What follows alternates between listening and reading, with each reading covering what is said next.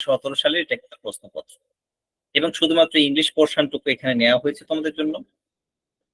তো 2017 সালে যে প্রশ্নপত্র তার ইংলিশ পোর্শনটা, যেহেতু ইংলিশের ক্লাস, তো ইংলিশ পোর্শনটা আমরা এখানে নিয়েছি এবং সেটা সলভ করব। তো এই 2017 সালের যে প্রশ্নপত্র রয়েছে ঠিক এরকম ভাবে 17, 15, 22 এগুলো সবকটা কিন্তু সলভ করে দেব, ঠিক আছে? এই প্রশ্নপত্রগুলো একটা সেট হিসেবে একটা জায়গায় রাখবে, এগুলো সবকটাই বিগত বছরের প্রশ্ন। আজকে যেহেতু কম্প্রিহেনশনেরই আরেকটি ক্লাস, অন্য কম্প্রিহেনশন আমি নিতেই পারতাম, কিন্তু আমি ইচ্ছা করেই ইয়ারের একটা প্রশ্ন নিলাম যাতে সলভ হয়ে যায়। যদিও 17 সালের যে কম্প্রিহেনশন এসেছিল সেটা খুব বেশি কঠিন যে এসছে সেটা নয়, সহজে এসেছিল। তো সেই জায়গা থেকে আমি কম্প্রিহেনশনটা একবার করে দেব, উপর উপর করেই দেব, যেহেতু তোমরা অনেকে দুর্বল আছো। কিন্তু এটার যে সলভেশনটা, এটা যে সলভ করাটা, সেটা তোমরা দ্রুততার সঙ্গে করে ফেলবে এবং তারপরে আমরা উত্তর মেলাবো এবং তারপরে অন্য অন্য যে পোর্শন গুলো আছে সেগুলো সলভ করবো। এখানে দুটো কম্প্রিহেনশন আছে, আমরা দুটো কম্প্রিহেনশনকেই সলভ করবো আজকের ক্লাসে। তো এই 17 সালের যে প্রশ্নপত্র, 17 সালের টিটের কিন্তু প্রশ্নপত্র ওভারঅল ভাবে বেশ কঠিন ছিল, সহজ তো নয়, জানো নিশ্চয় 17 সালে কমই পাশ করেছিল। কিন্তু ইংলিশের পোর্শনটা যে খুব বেশি কঠিন এসেছিল সেটা নয়, আমরা সেটা সলভ করতে করতেই বুঝতে পারবো। তো আমাদের কম্প্রিহেনশনের ক্ষেত্রে দুটো প্রোস থাকে। তো যে প্রোসটা, একটা প্রোস ছিল সেটা আমরা একটু পড়ছি, খুব মন দিয়ে দেখো কি বলেছে। বলেছে হোয়েন, আচ্ছা প্রথমে পরেরটা বলে দেখি। দুটো কম্প্রিহেনশন আছে, হ্যাঁ। একটা একটা সবসময় কম্প্রিহেনশনের ক্ষেত্রে একটা একটু ছোট থাকে, একটা একটু বড় থাকে, মানে একটু লেন্দি থাকে, একটা একটু শর্ট থাকে। তো আমরা সবসময় প্রথমে ছোটটা একটু পড়ে দেখি কি বলেছে। বলেছে the man who perpetually hesitates which of the two things he will do first will do neither. বলেছে the man who perpetually hesitate, যে মানুষগুলো স্বাভাবিকভাবে বা স্বভাববশত ভাবে হেজিটেট করে দুটো জিনিসের মধ্যে, যে কোনটা করব কোনটা করব না, এরকম হেজিটেশন যাদের মধ্যে থাকে। Hesitate which of the two things he will do first, দুটো জিনিসের মধ্যে সে কোন জিনিসটা প্রথমে করবে, তারা হেজিটেট করে। উইল ডু নিদার, তারা কখনোই, তারা কিছুই করতে পারে না। অর্থাৎ যারা দুটো জিনিসের মধ্যে কোনটা করব কোনটা করব না হেজিটেট করে, তারা কোনোটাই করতে পারে না। আমিও তোমাদের বহুবার পড়ানোর সময় বা অন্যান্য ক্ষেত্রে এক্সাম্পল দিয়ে বলেছি যে টার্গেট সবসময় একটা বেসিক জিনিসের উপরে সেট করে রাখতে হয়, তারাই খুব ভালোভাবে সফল হয়, তারাই সফল হয়। এটার একটা কারণ হচ্ছে কি, আমি বহু স্টুডেন্টকে দেখেছি যে তারা সব প্রিপারেশনে নিচ্ছে, কখনো টেট নিচ্ছে, কখনো অন্য অন্য এক্সামিনেশন নিচ্ছে। তো দেখা যাচ্ছে যে যখন যে পরীক্ষা আসে তখন সেই পরীক্ষার জন্য তারা কিছুটা পড়ে, কিছুটা মানে খুব বেশি অ্যাগ্রেসিভ ভাবে কোনোটাই প্রিপারেশন নেয় না। তার জন্য তাদের কোনো চাকরি হয় না, টেট পাসও করে না, অন্য কিছু পাসও করে না, কারণ তাদের লক্ষ্যটা স্থির নয়। তাহলে সেই কথাটাই বলেছি যে যে সমস্ত মানুষদের দুটো জিনিসের মধ্যে একটা জিনিস তারা চুজ করতে পারে না, সবসময় হেজিটেট করে, তারা কোনোটাই অর্জন করতে পারে না। প্রথম লাইনটা এটাই করেছে। The man foresolves but changes his resolution at the first counter suggestions of a friend. এই সমস্ত টাইপের মানুষরা প্রথমে একটা সিদ্ধান্ত নেয় এবং সিদ্ধান্ত নেওয়ার পর তাদের প্রথম কোনো একটা বন্ধুর পরামর্শ মতো তাদের সেই সিদ্ধান্তকে পরিবর্তন করে, অর্থাৎ তারা সিদ্ধান্ত নেয় এবং সেটা পরিবর্তন করে। Who fluctuated and from the opinion to the opinion, তারা হেজিটেটেড হয় একজনের মতবাদ থেকে অন্য একজনের মতবাদে। From plan to plan and verse like a weather clock to every point of the compass. জাহাজে কম্পাস যেমন একদিক থেকে অন্যদিকে ঘুরতে থাকে, ঠিক সেরকম ভাবে এই সমস্ত মানুষরা একজনের কথা শুনে কিছু সিদ্ধান্ত চেঞ্জ করে, অন্যজনের কথা শুনে কিছু সিদ্ধান্ত চেঞ্জ করে, তারা সিদ্ধান্ত অনবরত চেঞ্জ করতে থাকে। With every breath of the caprice that blows and can never accomplish anything great or useful.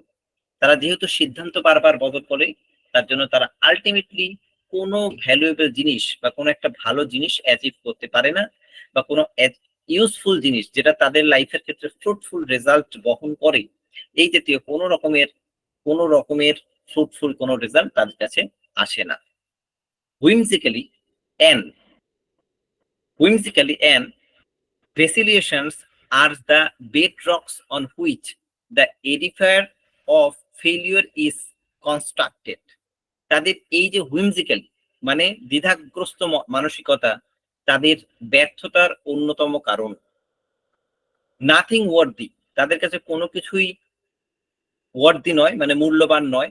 Nothing fruitful is born out of a mind that is like a ship without a radar.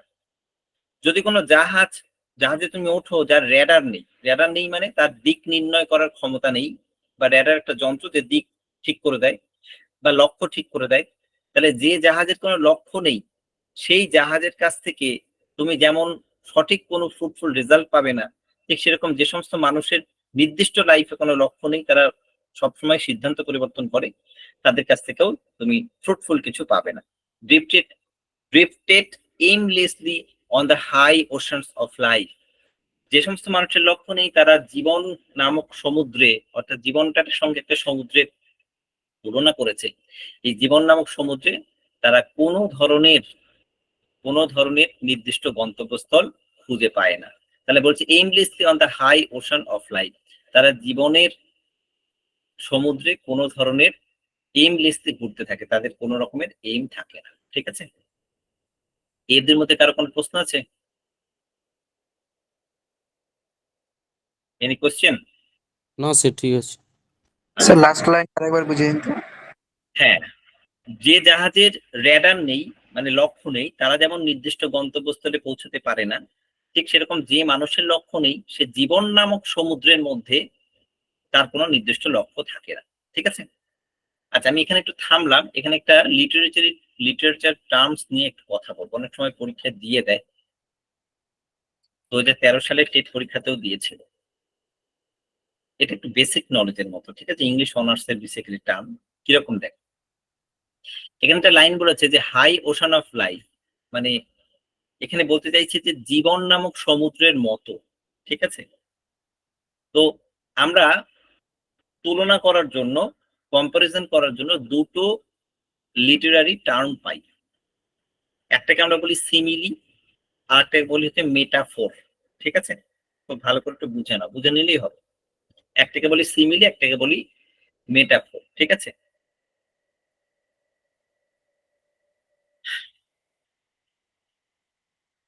হ্যাঁ simile এবং metaphor একজন লিখে জানিয়ে দিয়েছে, বেশ। English metaphor. আচ্ছা ঠিক আছে, মেটাফোর একটু দেখি, যারা জানেন না তাদেরকে বলি।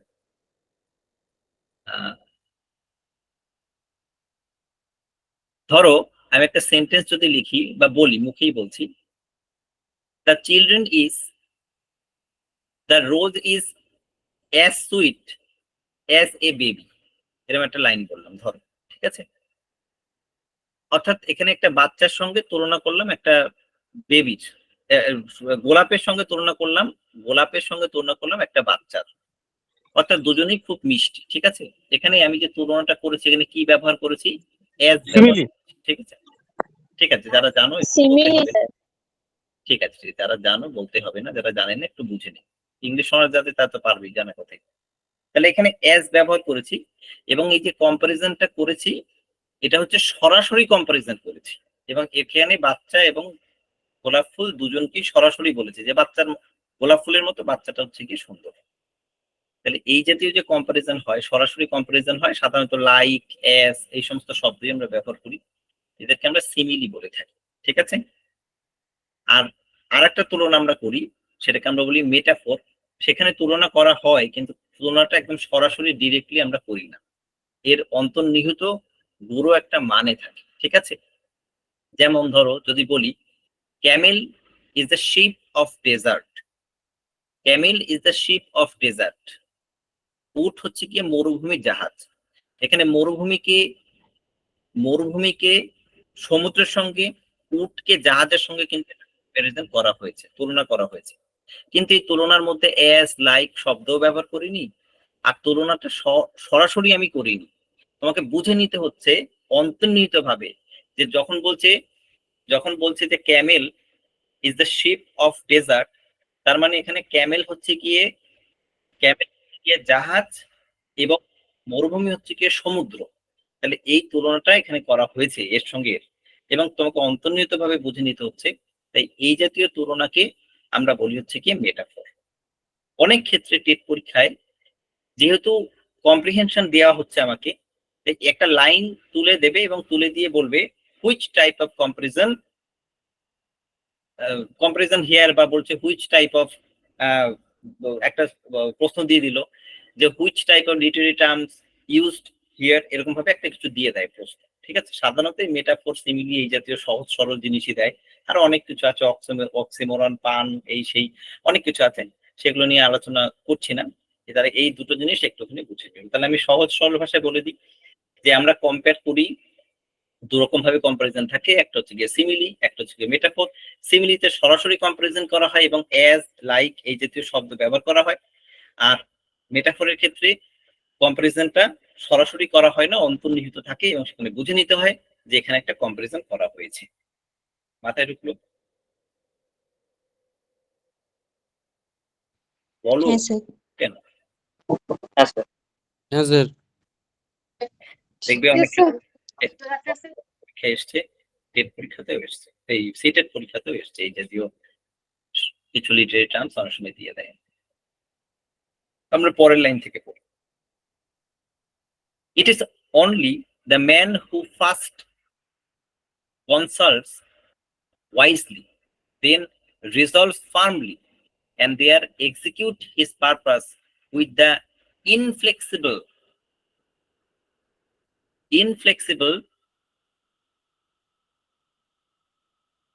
perseverance and undismayed by those petty difficulties which daunt a weaker spirit. ঠিক আছে, আলো পড়ছে চোখে, দেখতেও কম পাচ্ছি। যাক, আমি লাইনটা আরেকবার পড়ছি। কি বলেছে? It is only the man who first consult wisely.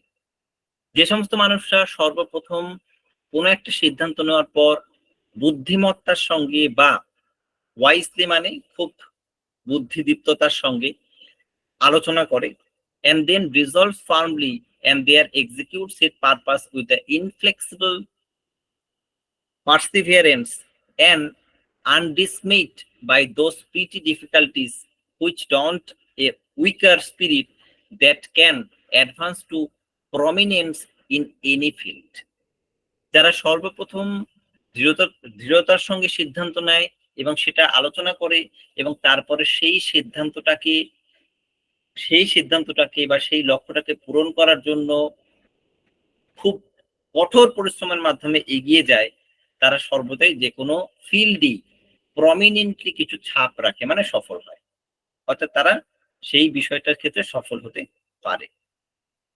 দেখবে অনেক ক্ষেত্রেই আগে যখন প্রতি বছর পরীক্ষা হতো, তখন কি হতো, মানে প্রতি বছর যদি পরীক্ষা হয় বা প্রতি বছর যদি রিক্রুটমেন্টটা ঠিকঠাক হয়, তাহলে অনেক ক্ষেত্রে অনেক ছেলে মেয়েদের আত্মবিশ্বাস এবং জোর অনেক পরিমাণে বেড়ে যাবে। কেন বেড়ে যাবে?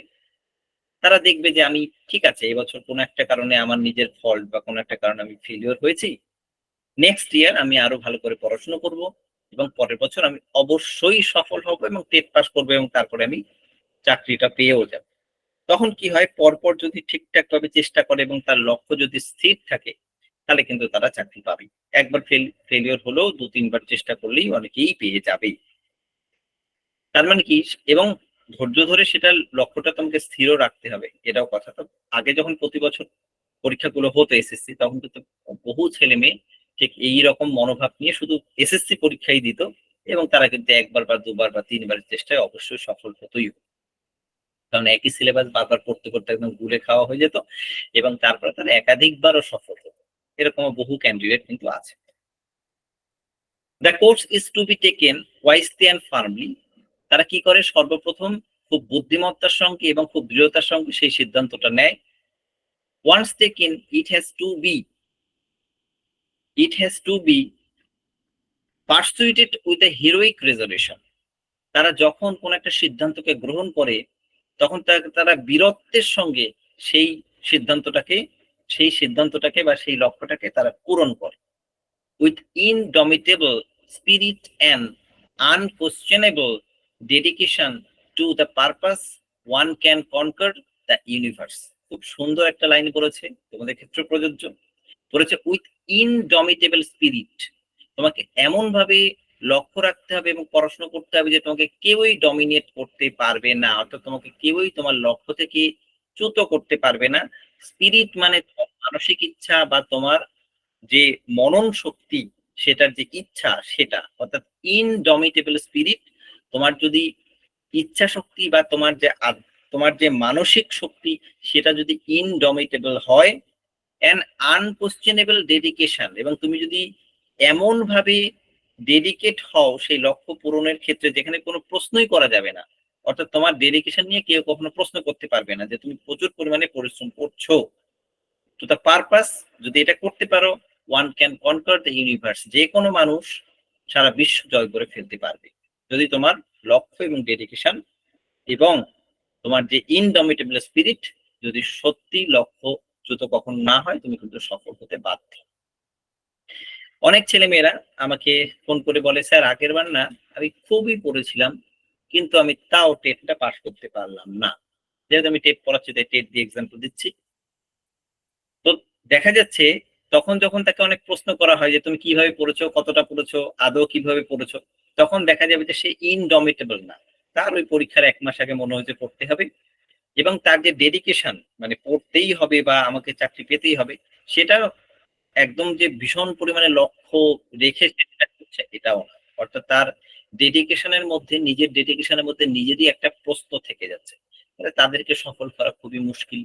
তাই তুমি যদি ইনডমিটেবল স্পিরিট এর মানুষ হও এবং যদি তোমার খাটনির কোনো বিকল্প না থাকে, তাহলে তোমাকে হারিয়ে ফেলা বা তোমাকে হারানো খুবই মুশকিল বিষয়।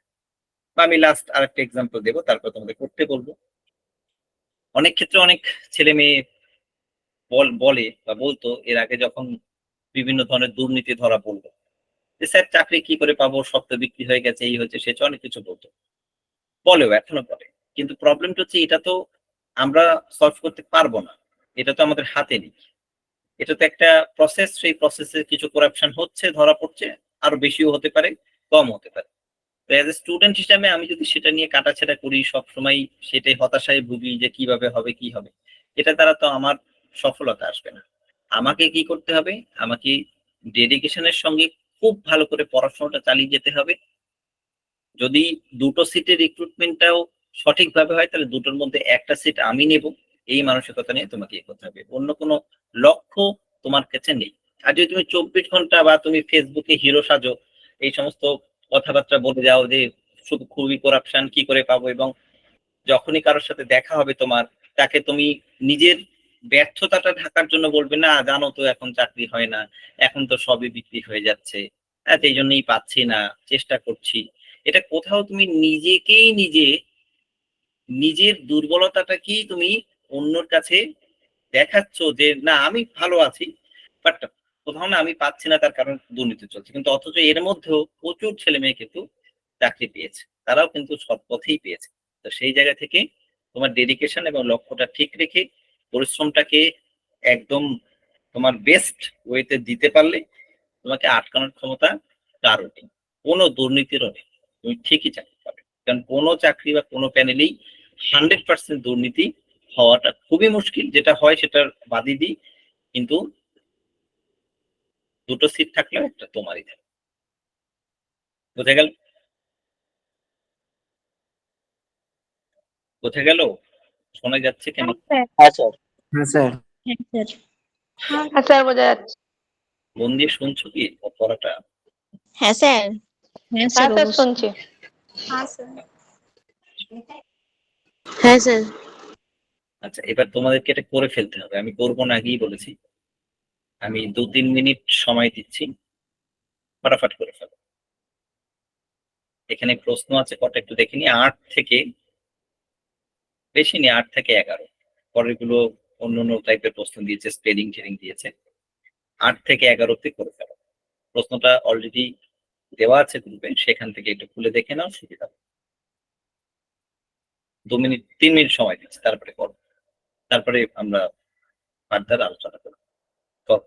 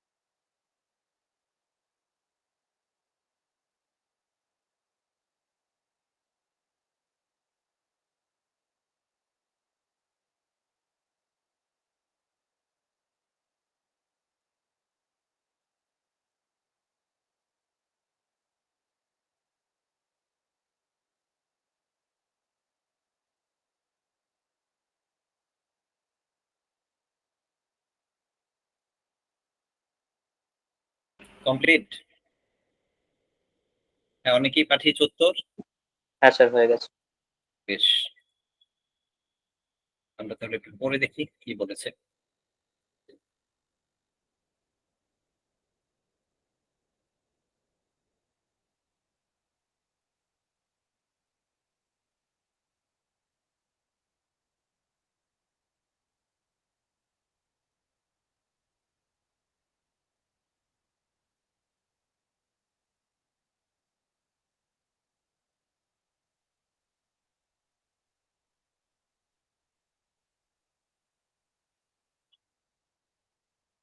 দেখো, প্রথম প্রশ্ন বলেছে যে with fun spirit and proper dedication the universe can B. আচ্ছা, সহজ প্রশ্ন করেছে। লাস্টের লাইনটা থেকে বলা হয়েছে, বলেছে যে with fun spirit and proper dedication the universe can be. Last লাইনটাই বলেছে। এখানে কনকার বলেছে, কনকার মানে কি? জয়লাভ করা। এবার সিনোনিম এখানে দিয়ে দিয়েছে, কনকার শব্দটা সরাসরি এখানে নেই, কিন্তু সহজ প্রশ্ন বলেছে। তাহলে যদি তুমি পুরো ডেডিকেশন দাও, তাহলে তুমি পৃথিবীকে কি মানে ইউনিভার্সকে কি করতে পারবে? ওন, জয়লাভ করতে পারবে। অবশ্যই সেটাই উত্তর হবে, কারণ কনকার মানেও জয়লাভ করা, আর ওন মানেও জয়লাভ করা। পয়েন্টটা আছে লস্ট, এটা তো হবেই না। সোল মানে বিক্রি করে দেওয়া, সোল্ট মানে বিক্রি করা, এটা হবে না। হায়ার্ট মানে হায়ার্ট করা, এটাও তো হচ্ছে না। তাহলে প্রথমের আমরা উত্তর পেয়ে, যদিও খুবই সহজ প্রশ্ন, এত সহজ প্রশ্ন বর্তমানে টেটে আশা করা যায় না, তা সত্ত্বেও তাহলে উত্তর কি হচ্ছে আমাদের? কোন? Next, the course is to be taken with. কোর্সটা, the course is to be taken with, কোর্সটা কিসের সঙ্গে নেওয়া উচিত? অপশন এ বলেছে উইজডম এন্ড হেজিটেশন, সবসময় তুমি একটু বুদ্ধিমত্তা এবং হেজিটেশনের সঙ্গে তোমার কোর্সটাকে নেবে। বি বলেছে কেয়ার এন্ড থটলেস অ্যাকশন, তুমি সবসময় যত্ন সহকারে কেয়ার করবে এবং থটলেস, তুমি কিছু চিন্তা না করেই অ্যাকশন শুরু করে দেবে, এটা হচ্ছে না। সি বলেছে ব্রেভারি অ্যান্ড হুইমজিক্যালি, হুইমজিক্যালি মানে দ্বিধাগ্রস্ত মানসিকতা, তুমি সাহসিকতা এবং দ্বিধাগ্রস্ত মানসিকতার সঙ্গে নেবে। এবং ডি বলেছে ফার্মনেস অ্যান্ড উইজডম। কোনটা হবে উত্তর? স্যার ডি হবে। ফার্মনেস মানে তো জানো, কনফার্ম, দৃঢ়তার সঙ্গে, আর উইজডম মানে বুদ্ধিমত্তার সঙ্গে। অর্থাৎ তুমি দৃঢ়তার সঙ্গে বুদ্ধিমত্তার সঙ্গেই কোনো সিদ্ধান্ত বা কোনো কোর্সকে চালনা করার যে ক্যাপাসিটি, সেটাকে অনুসরণ করবে। যথেষ্ট সহজ কিন্তু প্রশ্ন। 2017 সালের প্রশ্ন খুবই কঠিন হয়েছিল বলে রটনা আছে, এবং এখানেও দু একজন হয়তো আছো যারা 2017 সালের প্রশ্ন দিয়েছো। তো এরকম কেউ আছো 2017 সালের পরীক্ষা দিয়েছিলে, টেট পরীক্ষা? হ্যাঁ স্যার। হ্যাঁ, মনে হচ্ছিল কঠিন, কিন্তু এখন কি কঠিন মনে হচ্ছে করতে গিয়ে? এখন এটা করতে গিয়ে মনে হচ্ছে না সহজ প্রশ্ন একদম? হ্যাঁ 2017 সালে কঠিন মনে হয়েছিল। ওয়ান ক্যান অ্যাডভান্স টু, তখন মনে হ্যাঁ তখন তো যথেষ্ট বিশাল কঠিন বলে মনে হচ্ছিল, এবং খুব কম সংখ্যক তো পাস করেছে 2017 সালের টেট থেকে। বাট এখন তো প্রশ্ন শুনে মনে হচ্ছে কত সহজ, একদমই সোজা প্রশ্ন দিয়েছে। পরের প্রশ্ন করেছে যে in the passage an indecisive man is compared. Indecisive মানে যার সিদ্ধান্ত দ্বিধাগ্রস্ত অবস্থা আছে, তাহলে ইনডিসিসিভ মানুষকে কিসের সঙ্গে তুলনা করা হয়েছে এই যে প্যাসেজটা আমরা পড়লাম সেই প্যাসেজটার মধ্যে? আমাদের প্রশ্ন নাম্বার হচ্ছে 10। প্রথম এটা বলেছে যে ওয়াল ক্লকের সঙ্গে, দেয়াল ঘড়ি, ম্যাগনেট চুম্বকের সঙ্গে, কম্পাসের সঙ্গে, এবং ওয়েদার ক্লকের সঙ্গে। কোনটা হবে উত্তর? Weather compass. Sir weather clock. Weather ক্লকের সঙ্গে তুলনা করা হয়েছে। স্যার ক্লক না স্যার, কক। হ্যাঁ, ওয়েদার ক্লক, ঠিক করেছে। ওয়েদার ক্লক মানে হচ্ছে গিয়ে যে যখন যেটা আসে সে তখন যেটা গ্রহণ করে। ঠিক করেছে। 11 নম্বর বলছে one can advance to prominence in any field if one, একজন ব্যক্তি যে সর্বদাই তার ছাপ বা প্রমিনেন্সি দেখাতে পারে যদি সে, অপশন 1 থিংস অনলি, যদি শুধু সে চিন্তা করে তাহলে। Option B only resolves wisely, যদি সে বুদ্ধিমত্তার সঙ্গে সেগুলোকে সলভ করে ফেলে তাহলে। অপশন সি বলছে only plans to execute the purpose properly, যে প্ল্যান সে করেছে সেটাকে সে সঠিকভাবে যদি সলভ করে। এবং ডি বলেছে resolves and consults and executes properly. প্রথমে সে রিজলভ করবে এবং তারপরে সে সেটা আলোচনাও করবে এবং তারপরে সে সঠিকভাবে সেই কাজটাকে সম্পূর্ণ করবে। তাহলে কোনটা হবে উত্তর? এটাও স্যার অপশন ডি হবে অবশ্যই D। অর্থাৎ সে প্রথমে কোনো একটা রেজলিউশন নেবে এবং সেটা কিভাবে করতে হয় সেটাকে আলোচনা করবে এবং তারপরে সে সঠিকভাবে এটাকে সলভ করবে। যেমন একটা এক্সাম্পল, তোমরা টেট পরীক্ষা দেবে এবং টেট পাস করতেই হবে এরকম সিদ্ধান্ত গ্রহণ করেছো, তারপরে সেটা আমাদেরকে ফোন করে বা আমাকে ফোন করে কনসাল্ট করেছো, তারপরে সেটা এখন কি করছো তার সঠিক প্রস্তুতি নিচ্ছ এবং তারপরে পরীক্ষার সময় এক্সিকিউট করতে হবে তোমাকেই। অর্থাৎ পরীক্ষায় যে সময়টা তুমি পাবে, যে তুমি 2.5 ঘন্টা সময় পাবে, তার মধ্যে তোমাকেই প্রপারলি সেটাকে সলভ করে আসতে হবে। যদি তুমি সেই সময়ে ব্যর্থ হও তাহলে সেই ব্যর্থতার দায় কেবলমাত্র তোমার, কারণ আমি তোমাকে সঠিকভাবে শেখাচ্ছি। অনেক ক্যান্ডিডেটকে আমরা দেখেছি যারা ভালোভাবে প্রিপারেশন ছিল কিন্তু পরীক্ষার হলে গিয়ে সে রোল নাম্বার লিখতে ভুল করেছে অথবা সে কিছু একটা ভুল করেছে, তার জন্য তার পরীক্ষা খারাপ হয়েছে এবং সে পাশ করতে পারেনি। এমনও ক্যান্ডিডেট আছে যে সিগনেচার করতে ভুলে গেছে, তার ফলে তার সিগনেচার জন্য আবার এসছে, আবার ডেকেছে, এরকম ভাবে তার 8 ঘন্টা 45 মিনিট সময় নষ্ট হয়েছে। তার জন্য সে একটা কম্পিটিটিভ এক্সাম, সেখানে 5 মিনিট নষ্ট হওয়া মানে অনেক ক্ষতি। যদি তোমার 8 ঘন্টা নষ্ট হয় তাহলে তো এটা পাস করা খুবই মুশকিল। যদি এই জাতীয় কোনো ভুল তুমি করো তাহলে তো তোমাকে পাস করানো মুশকিল হয়ে পড়বে। তাহলে কি করতে হবে তোমাকে? তুমি সিদ্ধান্ত গ্রহণ করেছো টেট পাস করার এবং সেটা আমাদের সাথে কনসাল্ট করেছো, এবার তুমি পড়াশোনা করছো এবং তোমাকে সঠিক ভাবে সঠিক পদ্ধতিতে সেই পরীক্ষাটা দিয়ে তোমাকে সেটাকে সলভ করে নিতে হবে, তাহলে তুমি পাস করতে। ক্লিয়ার ব্যাপারটা? বুঝতে পেরেছো?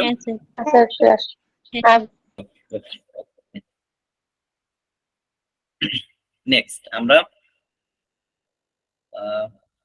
এই অবধি তো করলাম। আচ্ছা, উপরের গুলো সলভ করে ফেলি, যখন 17 সালে প্রশ্ন সলভই করছি। কি বলো, সলভ করে দিই তাহলে? একদম স্যার করে দিন। হ্যাঁ স্যার। স্যার একদম করে দিন। ঠিক আছে, চল তাহলে করে দিচ্ছি। 1 নম্বরের প্রশ্ন যেটা বলেছে সেটা হচ্ছে গিয়ে অ্যাবহর। এটা দেখবে এই শব্দটা আমাদের সিনোনিমে যখন নোট দেবো, তোমাদের দেওয়া হয়নি, এত দূর অব্দি এগোনো হয়নি, এটা এই শব্দটাই আছে। মানে যদি তোমাদের পড়ানো হতো তাহলে কমনও পেয়ে যেত, বা 17 সালে যাদের পড়িয়েছিলাম তারা কমন পেয়ে গেছিল এই শব্দটা। কমন শব্দ, একটু সহজ। এটার মানে হচ্ছে ঘৃণা করা বেসিক্যালি, ঠিক আছে? এবার বলেছে যে মেক সিনোনিমস অফ দা ওয়ার্ডস, মানে এই শব্দগুলোর সিনোনিম তুমি খুঁজে বের করতে হবে। তাহলে অ্যাভয়েডের সিনোনিম প্রথম আছে সিম্পলিসিটি। সিম্পলিসিটি মানে তো জানোই যে সিম্পল, যার মধ্যে সরলতা আছে। 2 নম্বর হচ্ছে বোস্ট, 3 হচ্ছে অ্যাবস্ট্রাক্ট, আর 4 নম্বর হচ্ছে ডিটেস্ট। কোনটা হবে বলে মনে হচ্ছে বলো তো?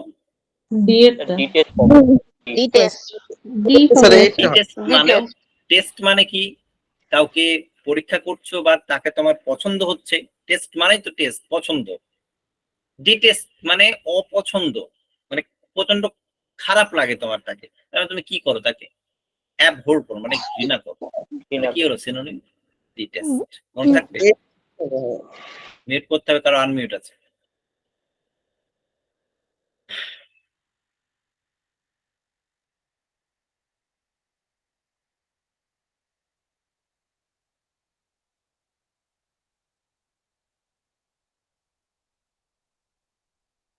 পরেরটা কি হবে বলো তো? দুইটা এ হবে স্যার মনে হচ্ছে। কি আছে শব্দটা? কনসেনসিয়াস। হ্যাঁ, কনসেনসিয়াসের মিনিংটা সর্বপ্রথম জানতে হবে। কে বলবে কনসেনসিয়াস? স্যার ন্যায়পরায়ণ। মানে হ্যাঁ, ন্যায়পরায়ণ। বেশ, ঠিক আছে। ন্যায়পরায়ণ অর্থাৎ যে ন্যায় বা নীতি অনুসারে চলে, তার মানে কোনটা হবে উত্তর? স্ক্রাপুলাস। স্ক্রুপুলাস। স্ক্রুপুলাস মানে ন্যায়পরায়ণ, অর্থাৎ যে সবসময় নীতি জ্ঞান নিয়ে চলে। পরটা হচ্ছে রিবিলিয়াস, মানে যে আন্দোলন বা যে বিপ্লব করে। আর মিসচিভিয়াস মানে যাকে আটকানো যায় না এরকম। রিডিকুলাস মানে হাস্যকর, অর্থাৎ পরের কোনটাই হচ্ছে না, তাহলে ন্যায়পরায়ণ, স্ক্রুপুলাস। নেক্সট চলে আসছি, make the correct arrangement of the following words as this appeared in the dictionary. আচ্ছা, এটা কিরকম ভাবে দেয়? এটা দিয়েছিল 2-1 বার টেট পরীক্ষায়। এটা ডিকশনারি থেকে টেস্ট। ডিকশনারিতে আমরা কি করি, প্রথমে এ দিয়ে শব্দ থাকে, এর পরে সঙ্গে বি যুক্ত হয় বা দুটো এ যুক্ত হয়, অর্থাৎ আমরা লেটার গুলো যে সিকোয়েন্সে পড়াশোনা করি এবিসিডি, সেই সিকোয়েন্সে আমরা কি করি, এই ডিকশনারিতে শব্দগুলো আমরা খুঁজে পেতে। তো এখানে বলেছে যে ডিকশনারি অনুসারে কোনটা আগে হবে কোনটা পরে, এরকম ভাবে একটা সিকোয়েন্স তোমাকে তৈরি করতে হবে। এটা করার সবচেয়ে সহজ পদ্ধতি শোনো, একটা একটা করে যদি তুমি দেখতে যাও তোমার সময় অনেক চলে যাবে। এই ধরনের প্রশ্নের উত্তর সবাই পারে, কিন্তু এই প্রশ্নটা দেওয়াই হয় তোমার সময় নষ্ট করার জন্য। অর্থাৎ কেউ এটা একবার চোখে দেখেই পেরে যাবে, আর কেউ এটা করতে গিয়ে 5 মিনিট সময় নষ্ট করবে বা তারও বেশি। এরটা হবে স্যার, এই প্রশ্নটা 1 দেওয়া 2 হয়েছে। 3 4 হবে। এটা করার সঠিক পদ্ধতিটাকে দেখে নাও। দেখো এখানে আরইসিপি, দেখো তো প্রত্যেকটা শব্দের সঙ্গে আরইসিপি আছে কিনা। প্রথমে একটা পেলাম আরইসিপি, আরইসিপিটি, আরইসিপিটি, আরইসিপিটি। দেখো প্রত্যেকটা শব্দের সঙ্গে আরইসিপিটি প্রথমে যুক্ত আছে। যখনই এটা আছে, আমি আরইসিপিটি এইটুখানি অংশ দেখবো না, কমন পার্ট, তার মানে আমার এটা দেখার দরকার নেই। আরইসিপিটির পরে আমার যে অংশটুকু আছে সেই 4টে লেটারকে আমি শুধুমাত্র দেখবো, তাহলেই তোমার উত্তর এক্ষুনি চলে আসবে। তাহলে দেখো আরইসিপিটি এরপরে প্রথমেই আছে এ, তার মানে এই শব্দটা সবার আগে আগে হবে।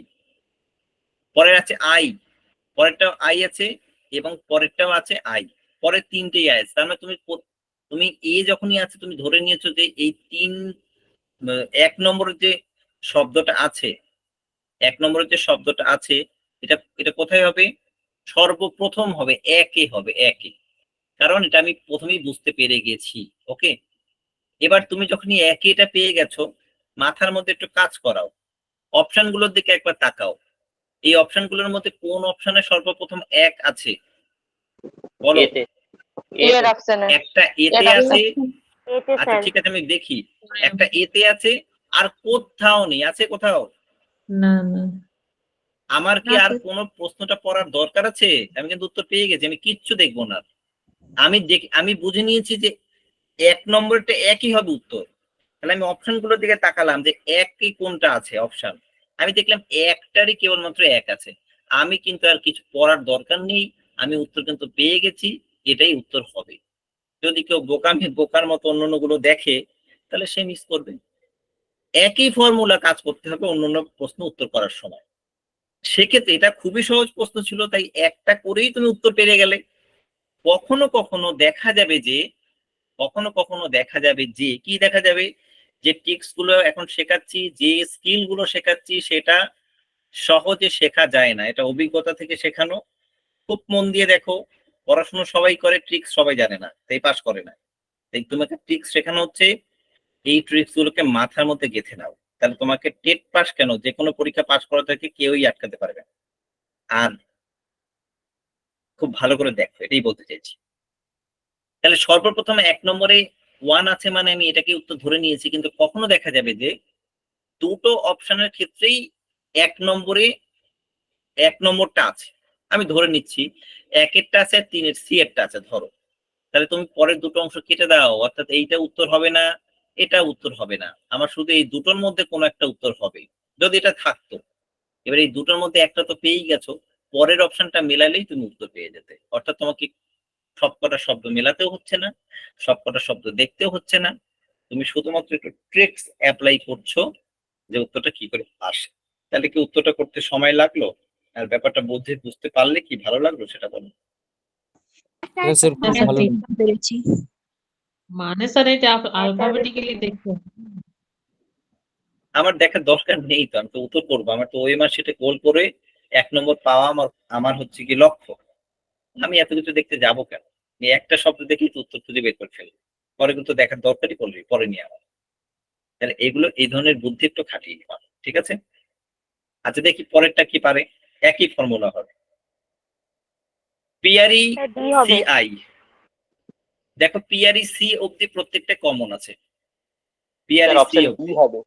এবার পরেরটা আছে আই, তারপরটা আছে ই, তারপর আছে আই, তারপর হচ্ছে আবার আই, ঠিক আছে? দুই তাহলে একটা ই হবে। কোনটায় আছে, ই হচ্ছে 2-এরটা আছে, তার মানে এটাই তো আগে হবে, এটা আমি ধরে নিতে পারছি আগে, কারণ ই হুম। আগে হয়, আই এর আগে ই থাকে। তাহলে 2 নম্বর অপশন কোথায় আছে, বি এরটাই আছে একটা, আর কোথাও আছে? হ্যাঁ আছে, এই যে পেলাম, দেখো ডি আছে স্যার। বি আছে এবং ডি আছে, তার মানে তুমি কনফার্ম হয়ে গেছো এটা উত্তর হবে না, এটা উত্তর হবে না, কেটে দিলাম দুটো অপশন। তাহলে বি এবং ডি এই দুটোর মধ্যেই একটা উত্তর কিন্তু আমার হবে, কনফার্মলি হবে উত্তর, ঠিক আছে। এইবার আমি কি করছি, আর একটা অপশন আমি মেলাবো। তাহলে প্রথমেই দুইয়েরটা চলে আসলো, এবার এখানেও আই ছিল, পরের সবকটাতে আই আছে, তো আই এর পরের শব্দটা কি টি আছে, এবং তারপরে আচ্ছা সি এর পরে, তো সি এর পরে আই এবং তারপরে পি আছে, ঠিক আছে, এখান থেকে এটা চলেই গেল, বলছে এবং এটা তারপরে এস আছে, এবং পরেরটায় আছে কি ও আছে। তাহলে তোমাকে ধরে নিতে হবে যে পি বিয়েতে পি এস এবং ও, এই তিনটের মধ্যে কোনটা আগে? স্যার ওটা আগে হবে। পি। ওটা আগে। তাহলে ওটা কত নম্বরে আছে? অপশন 4। তাহলে দেখো তো বি এরটায় 4 আছে, ডি এরটায় কি 4 আছে অপশনে? মানে একের পরের অপশনটা 4 হবে, তো এখানে আছে নাকি? এখানে 1 আছে, তাহলে তোমার তার কিছু দেখার দরকার নেই, এটাও কেটে দাও, তুমি কনফার্মলি উত্তর পেয়ে গেলে। যে উত্তর হবে কি হচ্ছে কি, বুঝে গেল? আর দেখার দরকার পড়ছে না, উত্তর আমরা খুঁজে বের করতে, মানে খুঁজে পেয়ে গেছি বা বের করেছি। ওকে, স্যার আরেকবার বলুন তো, আরেকবার বলুন হ্যাঁ স্যার। kindly।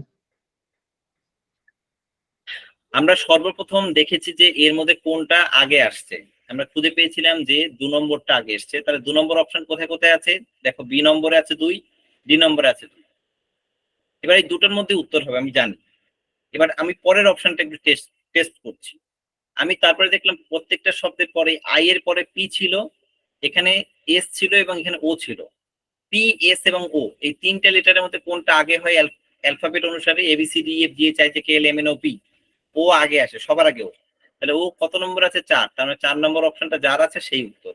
দেখো এখানে 4 নম্বর অপশন আছে, অর্থাৎ বি এর প্রথমে 2 তারপরে 4, তার মানে এটাই উত্তর। এবং উত্তর আমরা খুব সহজেই পেয়ে গেলাম। তো আমরা নেক্সট কোশ্চেনে বলেছে যে make correct the plural form of the following ওয়ার্ডস। এই শব্দগুলোর প্লুরাল ফর্ম তোমাকে লিখতে হবে। এই জাতীয় শব্দ কিন্তু অনেক সময় ইন্টারভিউতেও জিজ্ঞেস করে, এটা মনে রেখো। কিছু শব্দ ফট করে একটা বলে দেবে এবং বলবে এটা প্লুরাল ফর্মটা কি বলতো। খুবই মানে জিজ্ঞেস করে যে এটা বেসিক সেন্স তোমার আছে কিনা, ইন্টারভিউতেও জিজ্ঞেস করে। যেখানে আছে ক্যাকটাস, ক্যাকটাস তো জানোই মরুভূমির যে উদ্ভিদ সেটা ক্যাকটাস, এটার প্লুরাল ফর্ম কে বলতে পারবে? স্যার ক্যাকটি বি হ্যাঁ, হবে। মুখস্থ না থাকলে এগুলো পারবে না। ক্যাকটাসের একমাত্র প্লুরাল ফর্ম হচ্ছে ক্যাকটি। ক্যাকটি মানে অনেকগুলো ক্যাকটাস, আর ক্যাকটাস মানে কিন্তু এটা সিঙ্গুলার নাম্বার, ঠিক আছে। আর প্লুরাল ফর্ম মানে হচ্ছে কি অনেকগুলো ক্যাকটাসের গাছের সারি বা দল একসঙ্গে আমরা ক্যাকটাস, ক্যাকটি বলে থাকি। কর্পাস, কর্পাস মানে জানো মানব শরীর, বেসিক্যালি কর্পাস, এর প্লুরাল ফর্ম কি হবে? Sir corpora. কর্পোরা, অর্থাৎ এটা হচ্ছে বি। এগুলো একটুখানি মনে করে রেখো বা এগুলো কর্পাসেসটাও করে তো অনেক জায়গাতে দেওয়া থাকে দেখি। কর্পাসেস বলো যেটা আরেকবার। আছে। স্যার কর্পাসেস যেটা অপশন এ তে, ওটাও কিন্তু অনেক জায়গাতে দেওয়া থাকে দেখি প্লুরাল ফর্মে। প্লুরাল ফর্মে যেটা উত্তর হবে কর্পোরাই উত্তর হবে, ঠিক আছে। অনেক ক্ষেত্রে দেওয়া থাকলে সেটা অনেক যদি কোথাও দেখে থাকো সেটা অন্যরকম হয়তো কোনো প্রশ্ন করেছে, ঠিক আছে। স্যার হ্যাঁ, ওটা কিন্তু দেয়া থাকে স্যার, অপশন 8। হ্যাঁ থাকে, কিছু পরীক্ষায় থাকে আমি জানি, পিএসসি পরীক্ষায় থাকে মূলত। এখানে একটা ধরন আছে, এই যে প্রশ্ন ভুল মামলা তো জানো, এই জন্য তো কনফিউশন তৈরি হয়। এই যে টেটেরও তো দেখছো 2022 সালের প্রশ্নের কিছু চ্যালেঞ্জ হয়েছে, তো এটা দুই একটা কনফিউশন থাকবেই, এটা নিয়ে খুব বেশি মাথা ঘামিয়ে লাভ নেই।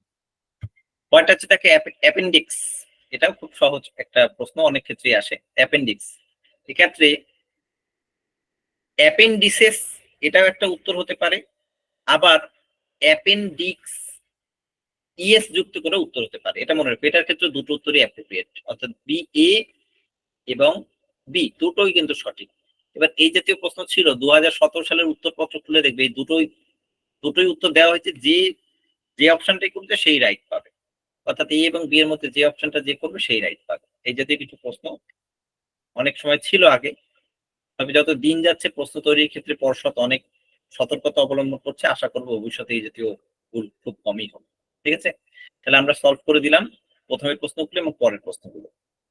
আমরা পরে কয়েকটা প্রশ্ন আছে সেটা সলভ করে তারপরে চলে যাবো পরের আনসারে। বলছে মেক দ্য কারেক্ট স্পেলিং, এগুলো খুবই সহজ, এগুলোর জন্য স্পেলিং তোমাকে মুখস্থ রাখতে হবে, এছাড়া কোনো উপায় নেই। তবে এটা খুবই কম আসার সম্ভাবনা। 2013-15 এই জাতীয় যখন টেট হতো তখন এই জাতীয় প্রশ্ন প্রচুর পরিমাণে আসতো, কিন্তু বর্তমানে এই স্পেলিং গুলো খুবই কম দেয়। তা সত্ত্বেও একটু বেসিক নলেজের স্পেলিং জেনে রাখতেই হয়। সাধারণত যে সমস্ত স্পেলিং গুলো কনফিউশন মানুষের মধ্যে ক্রিয়েট করে বা কনফিউশন থাকে, সেই জাতীয় স্পেলিং কিন্তু সর্বদা দেওয়া হয়। ঠিক আছে, দেখো এখানে ওই রিজুভিনেট এবং এই রিজুভিনেট এই শব্দটাই দেওয়া হয়েছে, এটা সঠিক স্পেলিং যেটা হবে স্যার আর option A E B J দুটোই ইউ একই ভি দেওয়া আছে। ই এন এ টি ই, এইটা মুখস্থ রাখবে, মুখস্থ রাখলে তাহলে আর অন্যগুলো নিয়ে কনফিউশন হবে না। অ্যাসিমিলেট এটাও একটা শব্দ যেখানে অনেক ক্ষেত্রে কনফিউশন তৈরি হয়। তো এটা তো স্যার তিনটে অপশনই এক দেওয়া আছে। হ্যাঁ স্যার ওটাই, আর 12রও তো এ বি দুটো একই দেওয়া রয়েছে। ওটাই। 12 এবি একই নেই, হ্যাঁ একই আছে। এক্ষেত্রে যদি যেটা উত্তর তুমি সঠিক করবে সেটা উত্তর পাবে, যদি একই দেওয়া থাকে তো এবি দুটোই উত্তর হবে। একই থাকলে তো তোমার কিছু করার নেই, তুমি শুধুমাত্র সঠিক স্পেলিংটাকে মনে রাখবে বা স্পেলিংটাকে বানানটাকে মনে রাখবে, ব্যাস এটাই তোমার কাজ। আমি এটার প্রথমেটাই ধরছি, যখন একই দেওয়া আছে অ্যাসিমিলেট ডবল এস হয়, এস ডবল এস হবে এবং IMILAT, ঠিক আছে। আমি এটা নিয়ে খুব বেশি আলোচনা করছি না। 14 নম্বরে চলে যাও, বলছে অ্যাপালিং, এটা কি হবে, কোনটা উত্তর হবে সঠিক বলো তো? অ্যাপালিং মানে কি জানি না এটা স্যার। মানে জানতে হবে না, স্পেলিং বলো। APPALL হবে, ঠিক আছে। এখানে অনেকগুলো এল আছে, APPALING, সিটা হচ্ছে সঠিক উত্তর। এগুলোর স্পেলিং গুলো একটুখানি তোমাকে কি করতে হবে বলতো, মুখস্থ করে নিতে হবে, মুখস্থ করা ছাড়া এটার উপায় নেই। এটা অবসর সময় একটা বুদ্ধি শিখিয়ে দিচ্ছি, এটা হচ্ছে গ্রামার বইয়ে এই জাতীয় শব্দ প্রচুর পরিমাণে থাকে। আমি আগেই বলেছিলাম যে 7-8 এর গ্রামার বই বা একটু বাচ্চাদের লেভেলের গ্রামার বই একটুখানি পড়বে, ঠিক আছে। অ্যাপালিং মানে হচ্ছে ভয়ঙ্কর, কোনো কিছু ভয়ঙ্কর। একজন জানতে চেয়েছো যে এটা মানেটাই জানো না, ভয়ঙ্কর মানে। আমরা চলে যাব পরের আনসিনে এবং সেটা আমি পড়িয়ে দেবো, তারপরে তোমরা ফটাফট সেটাও করে ফেলো। পরে কতগুলো প্রশ্ন আছে, 13 দাগের এখানে সেই কোশ্চেনটা জেন্ডার আরেকবার টেন্ডার দেখান জানতে তো। চেয়েছে, সলভ করে দেবে। কে কিছু বললে? হ্যাঁ স্যার 13 নম্বর কোশ্চেনটা আরেকবার দেখান তো। 13 নম্বরের সবকটা একই অপশন আছে, যে কোনো একটা উত্তর লিখলে হবে। অ্যাসিমিলেট হচ্ছে প্রথমেরটা আমি উত্তর দিয়েছি, পরেরটা উত্তর হবে, একই একই বানান আছে। ও ঠিক আছে। ভুল আছে, দেখো পরের আনসিনটা কি বলেছে একটু পড়ি। বলেছে when children develop their mother tongue, they are simultaneously fostering a whole host of other essential skills, such as critical thinking and literary skills.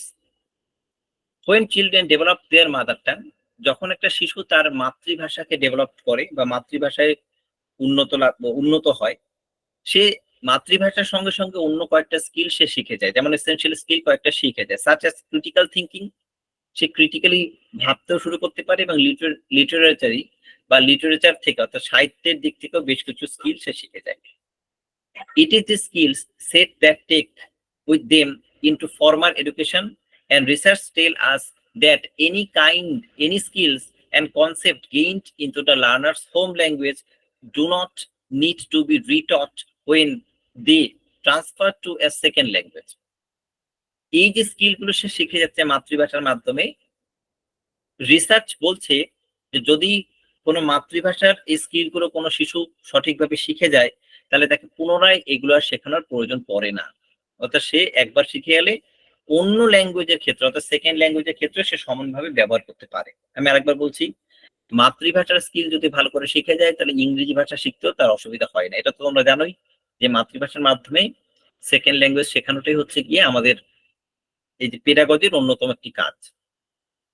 Language and mother tongue also play a huge role in the development of the personal, social and cultural identity. ভাষা এবং মাতৃভাষা একটা খুব গুরুত্বপূর্ণ ভূমিকা পালন করে সামাজিক এবং সাংস্কৃতিক যে আইডেন্টিটি মানুষের তৈরি হয় সেটার উন্নতির জন্য বা সেটার ডেভেলপমেন্টের জন্য। Children with a strong foundation in their first language often display a deeper understanding of themselves and their place within society, and along with a increased sense of well-being and confidence. কোনো শিশু, যেই শিশুর মাতৃভাষাটার ফাউন্ডেশনটা খুব strong, মানে খুব ভালোভাবে সে মাতৃভাষাটা শিখেছে, সে সোসাইটির অনেক গুরুত্বপূর্ণ তথ্যকে বুঝে নিতে পারবে এবং তাই সে সোসাইটিতে নিজেকে ইমপ্রেস করতে পারবে। নিজের যে সেন্স, অর্থাৎ নিজের যে কনফিডেন্স লেভেল, নিজেকে সোসাইটি টিকিয়ে নেওয়ার যে কনফিডেন্স, সেটা অনেক বেশি পরিমাণে সে খুঁজে পাবে বা করতে পারবে।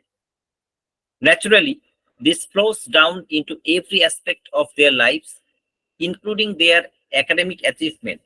স্বাভাবিকভাবেই জীবনের প্রত্যেকটা পদক্ষেপেই এটা তাকে উন্নতির দিকে নিয়ে যাবে, এমনকি তার একাডেমিক অ্যাচিভমেন্ট অর্থাৎ তার পড়াশোনাগত দিক থেকেও সে অনেক বেশি পরিমাণে অ্যাচিভ করতে পারবে।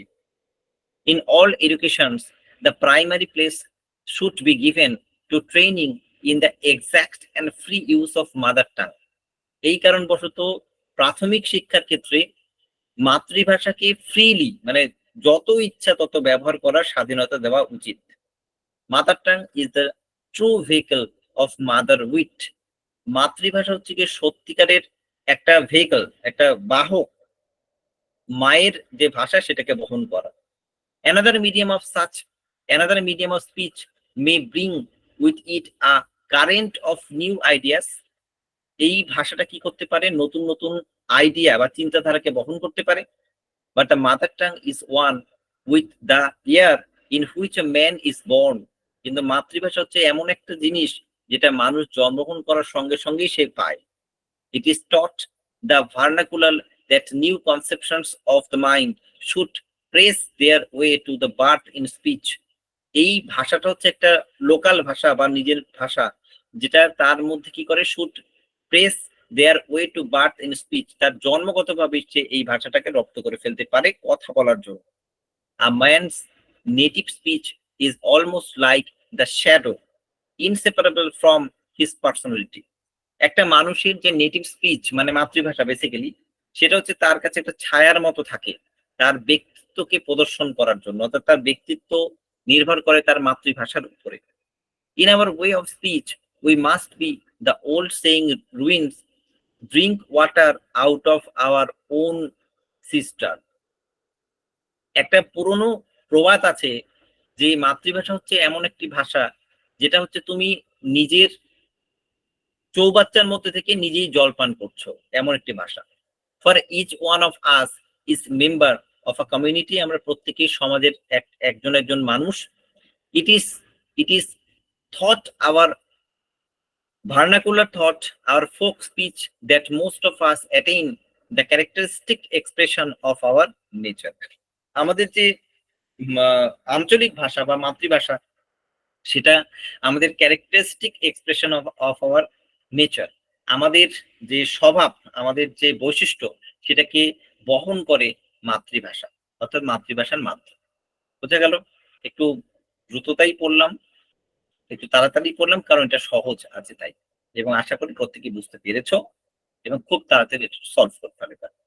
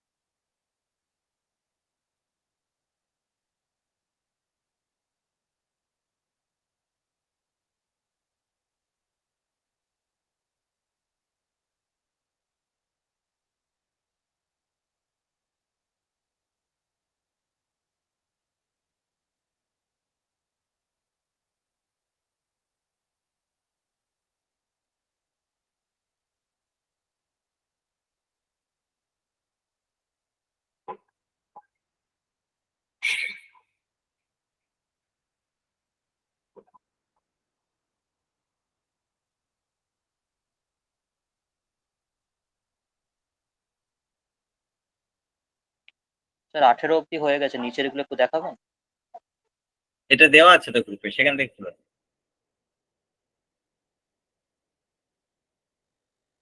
দেখো, আমি করে দিচ্ছি।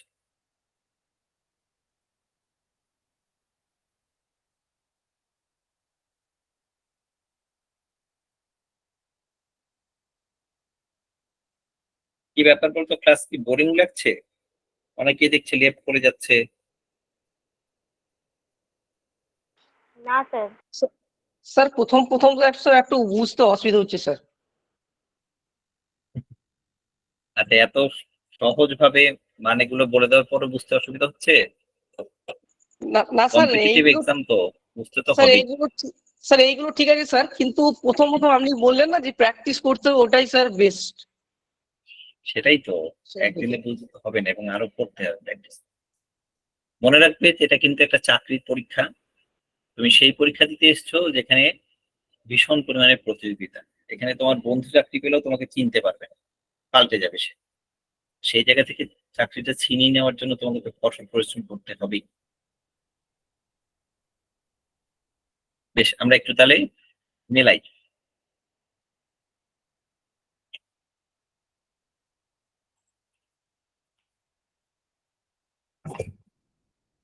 এক নম্বর বলেছে, 15 নম্বর বলেছে যে through the vernacular most human being accomplished, অর্থাৎ মাতৃভাষার সঙ্গে বেশিরভাগ মানুষই অ্যাকমপ্লিশড মানে সম্পর্কযুক্ত বা জড়িত। বলছে through the vernacular most human beings accomplished কি করে?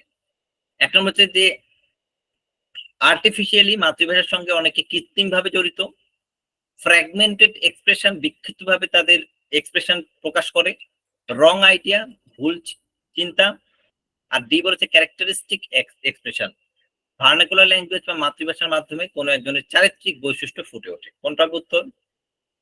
Sir option D. অবশ্যই, কারণ বারবার ওখানে তাই বলছে। D sir.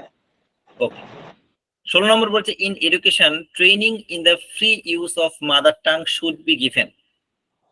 বলেছে যে মাতৃভাষার ব্যবহার খুব ফ্রিলি দেওয়ার কথা বলেছে এই প্যাসেজে। কোন এডুকেশনে? Secondary place, primary place, tertiary place এবং ইন্টারমিডিয়েট প্লেস। প্রাইমারি সেকেন্ডারি মানে জানো 9-10 এর কথা বলেছে। প্রাইমারি তো জানো, তোমরা যেটা পরীক্ষাতে চলেছো প্রাইমারি লেভেল বলেছো, উত্তর এটাই হবে, এটা তো জানার কথাই। টার্সিয়ারি মানে যে কলেজের ত্রিস্তরীয় পড়াশোনা, আর ইন্টারমিডিয়েট মানে হচ্ছে মাধ্যমিকের পরে। তাহলে এবার উত্তর অবশ্যই এটা কি হচ্ছে? প্রাইমারি, কারণ বারবার এখানে প্রাইমারি লেভেলের ক্ষেত্রে মাতৃভাষার খুব ফ্রিলি ব্যবহারের কথা এই প্যাসেজ সেখানে বারবার বলে দিয়েছে। পরের প্রশ্ন হচ্ছে a man's indigenous speech is almost like his. একজন মানুষের যে মাতৃভাষা সেটা কিসের সঙ্গে এখানে তুলনা করা হয়েছে? অপশন এ বলেছে সোল, তার আত্মার সঙ্গে তুলনা করা হয়েছে। অপশন বি বলেছে যে তার শ্যাডো, তার ছায়ার সঙ্গে তুলনা করা হয়েছে, তার বালিশের সঙ্গে তুলনা করা হয়েছে, তার অ্যাটায়ারের সঙ্গে তুলনা করেছে। কোনটা হবে? শ্যাডো। অবশ্যই এই প্যাসেজে কিন্তু শ্যাডোর কথাটা বলে দিয়েছে বারবার। নেক্সট বলছে according to the old saying we should drink water out of our own. এটা তো একদমই সহজ প্রশ্ন। একটা পুরনো প্রবাদ আছে, সেই প্রবাদ অনুসারে অবশ্যই আমরা জল পান করবো কোথা থেকে? একটাই টার্ম আছে, সিস্টার্ন থেকে, অন্য কোনো দেখার দরকার নেই। নেক্সট, আচ্ছা এবার যে আমরা করবো 19 থেকে 21 অব্দি, এগুলো প্রত্যেকটাই হচ্ছে গিয়ে গ্রামার থেকে দেওয়া হয়েছে। ঠিক আছে, তোমাদেরও দু একটা দেয়, তবে এখানে কতগুলো ট্রিকি গ্রামার আছে, এগুলো একটু শিখে রাখলে যে কোনো কম্পিটিটিভ পরীক্ষার ক্ষেত্রে একটু কাজে লাগতে পারে বা কাজে লাগে অনেক ক্ষেত্রে। ঠিক আছে, একটু ট্রিকি গ্রামার এখানে আছে, মানে এক্সেপশনাল গ্রামার এখানে আছে, তার জন্য এগুলো পরীক্ষার সময় আসে। দেখো প্রথমে এটা কি বলেছে, hardly had the girl dash writing when the teacher collected her answer script. এই হার্ডলি হ্যাড মানে হচ্ছে কি যখন আমরা ব্যবহার করি হার্ডলি হ্যাড বা হোয়েন ব্যবহার করি, পুনর দিয়ে যেটা আমরা পড়ি তাই তো। একটু শুনে নাও, এটা হচ্ছে কি পাস্ট পারফেক্ট টেন্স। তো পাস্ট পারফেক্ট টেন্সের ক্ষেত্রে হার্ডলি এবং হোয়েন যখন ব্যবহার হয়, এখানে হার্ডলি দিয়ে বলেছে, যদি হার্ডলি ব্যবহার হয় এটা একটু ট্রিক্সটা মনে রাখো, আর কিছু গ্রামারও জানতে হবে না, শুধু ট্রিক্সটা মনে রাখো। যদি হার্ডলি এবং হ্যাড ব্যবহার হয়, এখানে হ্যাড কথাটা আছে, তাহলে পরের যে ভার্বটা হবে সেটা হবে সিম্পল পাস্ট টেন্স। পরের ভার্বটা কি বললাম? সিম্পল পাস্ট টেন্স হবে, তার সঙ্গে অন্য কিছু যুক্ত থাকবে না। ঠিক আছে, হার্ডলি হ্যাড ব্যবহার করবে। যদি হোয়েন ব্যবহার হতো এখানে হোয়েন, তাহলে ডিড ব্যবহার হতো পরের অংশটায়। ঠিক আছে, পরে কোনো একটা গ্রামারে করাবো। আপাতত এইটুখানি জেনে রাখো, হার্ডলি হ্যাড থাকলে পরের যে ভার্বটা বসে সেটা হবে সিম্পল পাস্ট টেন্স। তাহলে এবার তুমি দেখো তো এই যে চারটে হয়ে অপশন থাকলে? আছে এর মধ্যে কোনটা সিম্পল পাস্ট টেন্স? ফিনিশড। শুধুমাত্র Finish. finish করে স্যার। সি এরটা এক উত্তর তো একটাই থাকবে না, সবাই জানি আমরা, কিন্তু তুমি তো তোমার এই ট্রিক্সটা তো মনে রাখতে হবে। তোমার এত গ্রামার নিয়ে মাথা কামানোর দরকার নেই। তুমি এত পরীক্ষার হলে এই প্রশ্নের উত্তর করতে গেলে এত গ্রামার নিয়ে মাথা কামানোর তো সময়ই নেই। তোমাকে তো ট্রিক্স ব্যবহার করতে হবে এবং একটা ছোট্ট টিপস তোমাকে যদি মনে রাখো তুমি সঙ্গে সঙ্গে উত্তর পেরে যাবে। কারণ তুমি তো হয়ে জানো তাহলে যে কি হবে? হার্ডলি হ্যাড এর সঙ্গে সিম্পল পাস্ট টেন্স বসে। তাহলে এই চারটে অপশনের মধ্যে কোনটা সিম্পল পাস্ট টেন্স? প্রথমেরটা তো হ্যাড ব্যবহার হচ্ছে, সিম্পল নয়। পরেরটা হ্যাভ ব্যবহার হচ্ছে, এটাও হবে না। আর পরেরটা তো দেখাই যাচ্ছে সি এরটা সিম্পল পাস্ট টেন্স ব্যবহার করা হচ্ছে, তাহলে এটাই উত্তর হবে।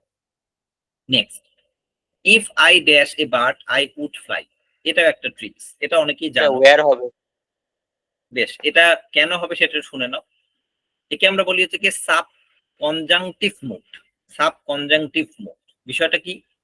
যখন কোনো মানুষ কোনো কিছু একটা ইচ্ছা প্রকাশ করে কিন্তু সেটা তার দ্বারা হওয়া সম্ভব নয়, তখন আমরা স্বাভাবিকভাবে কোনো একটা সাবজেক্টের সঙ্গে যে ভার্ব ব্যবহার হওয়া উচিত ছিল সেটার পরিবর্তে অন্য একটা ভার্ব ব্যবহার করে সেটাকে প্রকাশ করি। তার জন্য একে আমরা বলি সাব কনজাংটিভ মুড, যাতে এটা আমরা সম্ভব না। যেমন বলেছি if I dash a bird, যদি আমি একটা পাখি হতাম আমি উড়ে বেড়াতাম, কিন্তু মানুষ তো পাখি হতে পারবে না। তাহলে আই এর সঙ্গে ওয়াজ বসার কথা, বা যদি প্রেজেন্ট টেন্স হতো তাহলে আই এর সঙ্গে এম বসার কথা, কিন্তু এটা তো এখানে উড আছে, দেখো উড, তার মানে প্রেজেন্ট টেন্সের কোনো গল্পই নেই, তাহলে এটা হবেই না, প্রথমেই বাদ দিয়ে দিলাম। এই প্রেজেন্ট টেন্সের হ্যাভ এটাও বাদ দিয়ে দিলাম। তাহলে রয়েছে ওয়াজ এবং ওয়ার এর মধ্যে একটা হবে। কিন্তু তুমি যেহেতু জেনে গেছো যে সাব কনজাংটিভ মুডের ক্ষেত্রেই নর্মাল ভার্বটা বসবে না, এর সঙ্গে ওয়াজ বসে, এটা বসবে না, তাহলে কে বসবে? ওয়্যার করবে। এই জাতীয় প্রশ্ন বর্তমানে খুব কমন প্রশ্ন হয়ে গেছে। আগে ছেলেমেয়েরা জানতো না, তাই এই জাতীয় প্রশ্ন পরীক্ষায় আসতো, অহরহ আসতো কম্পিটিটিভ এক্সামে। এখন আর খুব একটা এসব দেয়ও না, কারণ জানি এগুলো মুখস্থ হয়ে গেছে সবার। তাও তোমরা একটু জেনে নাও। তাহলে কি হলো যে ইফ এর সঙ্গে আই এর সঙ্গে ওয়্যার হলো, যেহেতু সাব কনজাংটিভ মুড, সেই কারণে। এবার 21 বলেছে he found the book he dash lost. Had lost. এই প্রশ্নটার ক্ষেত্রে এই প্রশ্নটা এবং এই যে উপরে প্রশ্নটা আছে দুটো প্রায় সিমিলার। এক্ষেত্রে যদি দেখা যায় যে একটা পাস্ট পারফেক্ট টেন্স যদি ব্যবহার করা হয় তাহলে পরের ভার্বটা হচ্ছে সিম্পল পাস্ট টেন্স হয়। তাহলে প্রথমেই the book which he had lost এরকম দিতে পারতো, কিন্তু দেয়নি। প্রথমে দিয়েছে হি ফাউন্ড দ্য বুক, অর্থাৎ সিম্পল পাস্ট টেন্স ব্যবহার করেছে। হি ড্যাশ লস্ট, তার মানে এখানে কি হবে? পাস্ট পারফেক্ট টেন্স হবে। তাহলে এখানে কোনটা পাস্ট পারফেক্ট টেন্স এই চারটে অপশনের মধ্যে? Had lost. হ্যাড লস্ট, তার মানে উত্তর কোনটা? সি। তার মানে এই ট্রিক্স গুলো না জানলে কিন্তু তুমি পারবে না, অনেক কিছু ভাবতে থাকবে, কিছুই পারবে না। তাহলে এগুলো একটু জেনে নিতে হবে। তাহলে আমরা গ্রামার গুলো সলভ করে ফেললাম। দেখি তারপরে কি বলেছে। Make correct appropriate prepositions that fit in the blanks. তোমাদের কিন্তু পরীক্ষায় একটা না একটা প্রিপোজিশন পরীক্ষার ক্ষেত্রে থাকবেই। তো প্রিপোজিশন গুলো একটু তোমাদেরকে মানে ভালো করে দেখতে হবে, এটুকু আমি বলতে পারি। তাহলে সর্বপ্রথম আছে an application was written to the officer in pursuance dash the instructions given। এইটা হচ্ছে অ্যাপ্রোপ্রিয়েট প্রিপোজিশনের উদাহরণ। এক্ষেত্রে তোমাকে জানতেই হবে না কিছু, বুঝতেও হবে না কিছু। এই যে শব্দটা এখানে আছে কি আছে? পার্সুয়েন্স। এই পার্সুয়েন্স শব্দটা যদি থাকে তারপরে অফ প্রিপোজিশন বসে, অফ, এটা হচ্ছে একটা কি বললাম অ্যাপ্রোপ্রিয়েট প্রিপোজিশনের এক্সাম্পল। তাহলে তুমি যদি এগুলো মুখস্থ করে নাও, আমরা অনেকগুলো তো তোমাকে নোট দেবো, তার মধ্যে এগুলো আছে। তাহলে তুমি দেখবে যে পার্সুয়েন্স আছে মানেই অফ হবে, কেন অন্য কিছু আমার দেখার দরকার নেই, কারণ এটা হচ্ছে অ্যাপ্রোপ্রিয়েট প্রিপোজিশন আছে। তাই আমি কি করবো? পার্সুয়েন্স এর সঙ্গে অফ বসে যাবে সব সময়। আমার কথা বুঝতে পারছো? মাথায় ঢুকছে? হ্যাঁ স্যার। Yes sir. স্যার বেশ। The distance of the school dash the railway station is 2 kilometer. The distance, দূরত্ব আমাদের স্কুল থেকে রেলওয়ে স্টেশনে 2 কিলোমিটার। ঠিক আছে, এটা তো জানো কোনো কিছু হইতে কোনো কিছু দূরত্ব যদি মাপা হয় কোন একটা জায়গা থেকে কোন একটা জায়গা, তাহলে কি হবে? ওভার আছে, ওভার তো হবেই না, ওভার উপর দিয়ে হয়। ফ্রম অন টু, কোনটা হবে? অবশ্যই ফ্রম, কারণ একটা হইতে আর একটা দূরত্ব হলে অবশ্যই ফর্ম হবে, খুবই সহজ প্রশ্ন। আমার মনে হয় যে তারা 17 সালে পরীক্ষা দিয়ে ফেল করে গেছিলে, তাদের মনে হচ্ছে এই প্রশ্নটা যদি কালকে পরীক্ষা পেতাম টেটে, তাহলে আমি পাস করতামই করতাম, কারণ প্রশ্নটা খুবই সহজ, কঠিন কিন্তু নয়। ইংলিশের পোর্শনটা সহজ দিয়েছিল 17 সালে। বোঝা যাচ্ছে কথা? স্যার থেকে হতে চেয়ে এইসব থাকলেই তো ফর্ম হবে। হ্যাঁ, সেটা তো হয়ই। আমাদের এই প্রশ্নটার ক্ষেত্রে যেটুকু বলেছে সেটুকুই ব্যাখ্যা করে দিলাম। বলেছে make correct first part of the sentence which has an error. এর মধ্যে কোন পার্টটায় এরর আছে, এরর কারেকশন, এটাও খুব রেয়ার, খুব একটা দেয় না, কিন্তু এই সময় দিয়েছিল। তো দেখি কি আছে। বলছে treasure island, option A B বলেছে one of the best pirate stories that ever written, আর ডি নম্বর বলছে নো এরর, কোনো ভুল এখানে নেই। দা ট্রেজার আইল্যান্ড হবে না? Treasure island is one of the best pirate stories, কোন কোন জায়গায় ভুল থাকতে পারে আমি একটু বলে দিই। এই যে ওয়ান অফ দ্য যদি বলে, তারপরে যে আহ, পরে যে নাউনটা থাকবে তার প্লুরাল ফর্ম সবসময় বসবে। দেখা এখানে ওয়ান অফ পড়েছে, তাই এখানে স্টোরিজ কথাটাই কিন্তু হবে, অনেক সময় স্টোরি দিয়ে দেবে। কেন হবে এটার মানেটা বুঝে নাও। এখানে বলছে অনেকগুলো গল্পের মধ্যে অন্যতম ভালো গল্প বা সব থেকে ভালো গল্প, তাহলে অনেকগুলো গল্পের মধ্যে, তার মানে এখানে একটা এরর থাকার কথা ছিল, কিন্তু এখানে নেই, এটা ঠিক আছে। তার মানে এ অপশন এবং বি অপশনে আমরা দেখছি ঠিকই আছে। এ অপশনে দা হতো কি হতো না, আমরা যেটা দেওয়া এখানে নেই সেটা নিয়ে কিন্তু কখনো ভাববো না। তুমি তো যে প্রশ্নকর্তা তার থেকে ওভার স্মার্ট হয়ে যাচ্ছ, অর্থাৎ তিনি দা দেনই, কিন্তু তুমি দা নিজেই বসিয়ে নিচ্ছ। এর মধ্যে আমরা এরর ধরবো না, আমরা এরর ধরবো যা দেওয়া আছে এখানে তার মধ্যে কিছু ভুল আছে কিনা। কথাটা বুঝতে পারলে যে প্রশ্ন করেছিলে? তাহলে এখানে যা দেওয়া আছে তার মধ্যে ভুল ধরার চেষ্টা করি। প্রথমে ভুল নেই, পরেরটা ভুল নেই। সি নাম্বার দেখি, দ্যাট এভার রিটেন, এইখানে এখানে ভুল আছে সি নম্বরে। দ্যাট এভার রিটেন, এখানে কি ভুল আছে বলতো, কে বলবে? দ্যাট কথাটা সাধারণত মানুষের ক্ষেত্রে ব্যবহার হয়, যে কোন একটা পার্টিকুলার জীব বা তার ক্ষেত্রে, কিন্তু এখানে বইয়ের কথা বলেছে বা কোন একটা স্থানের কথা বলেছে, তাহলে এখানে হুইচ হওয়ার কথা ছিল।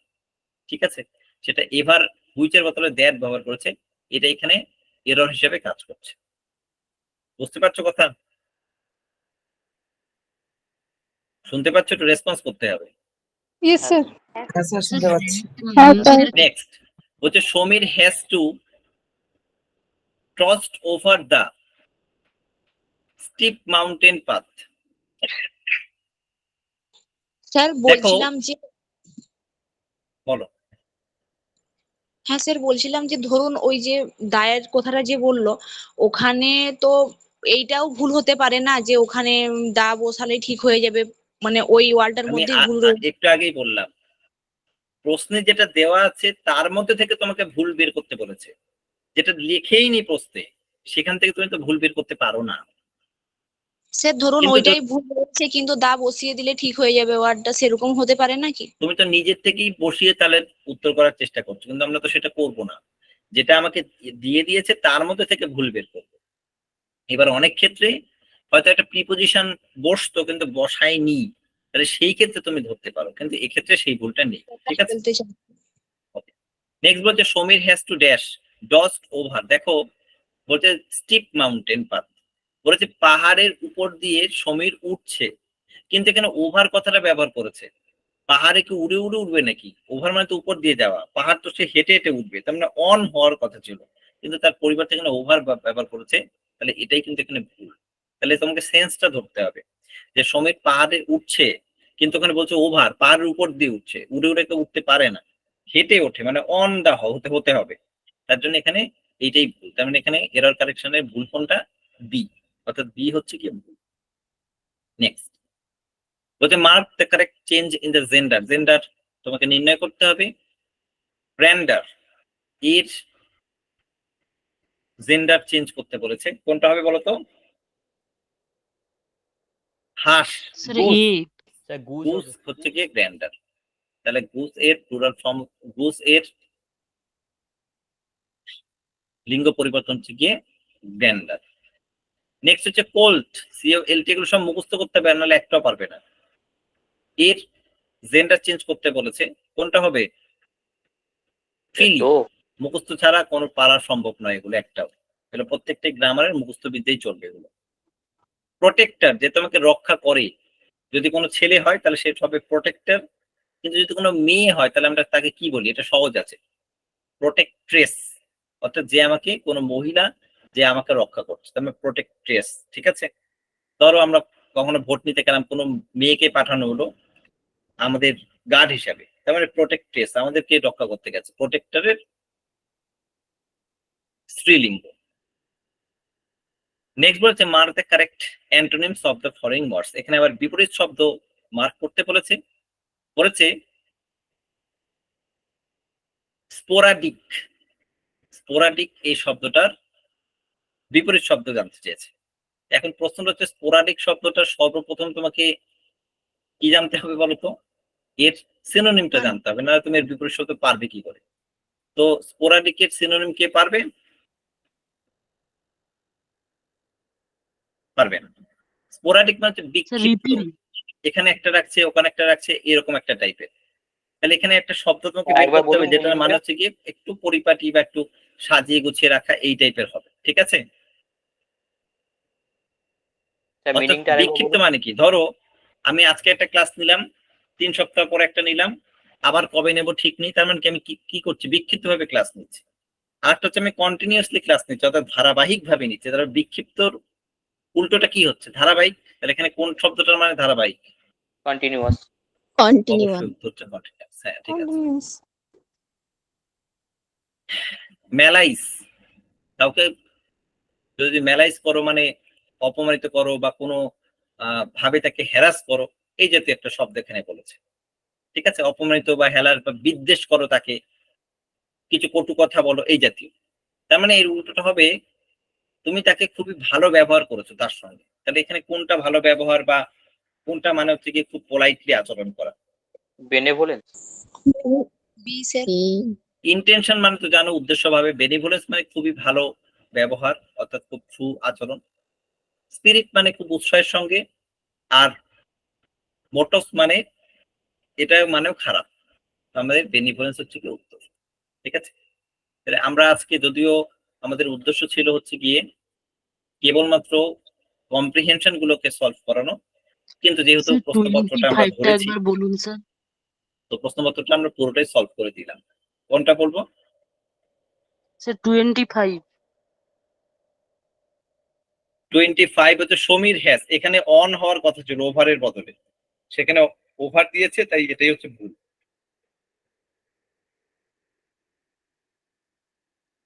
ওকে, বোঝা গেছে? হ্যাঁ স্যার, স্যার অনটা স্যার কেন হলো স্যার? এই সঙ্গে আমি লেগে কিন্তু আছে বলে? পড়ানোর সময় অনেকবার বলে দিয়েছি না, লেগে আছে জন্য না। এখানে বলেছে যে সমীর পাহাড়ে উঠছে, তাহলে পাহাড়ে উঠছে মানে কি? পাহাড়ের উপর, পাহাড়ের পা ফেলে ফেলে যে উঠবে। আর ওভার মানে কি? কোনো কিছুর উপরে জাম্প করে যাওয়া। দা ক্যাট হ্যাঁ স্যার, বুঝতে পেরেছি। জাম্প ওভার দ্য টেবিল, মানে বিড়ালটা টেবিলের উপর থেকে লাফ দিয়ে চলে গেল। সমীর তো উপর থেকে লাফ দিয়ে পাহাড়ে উঠতে পারবে না, তাহলে এখানে ওভার যে প্রিপোজিশনটা ব্যবহার করা হয়েছে, এটা তো বেসিক্যালি একটা ভুল প্রিপোজিশন, সেই জন্য ওটা হচ্ছে এরর। ওকে, বোঝা গেল? হ্যাঁ sir.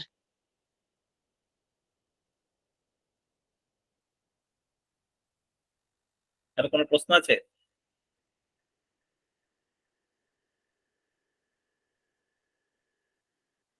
Any question from anyone?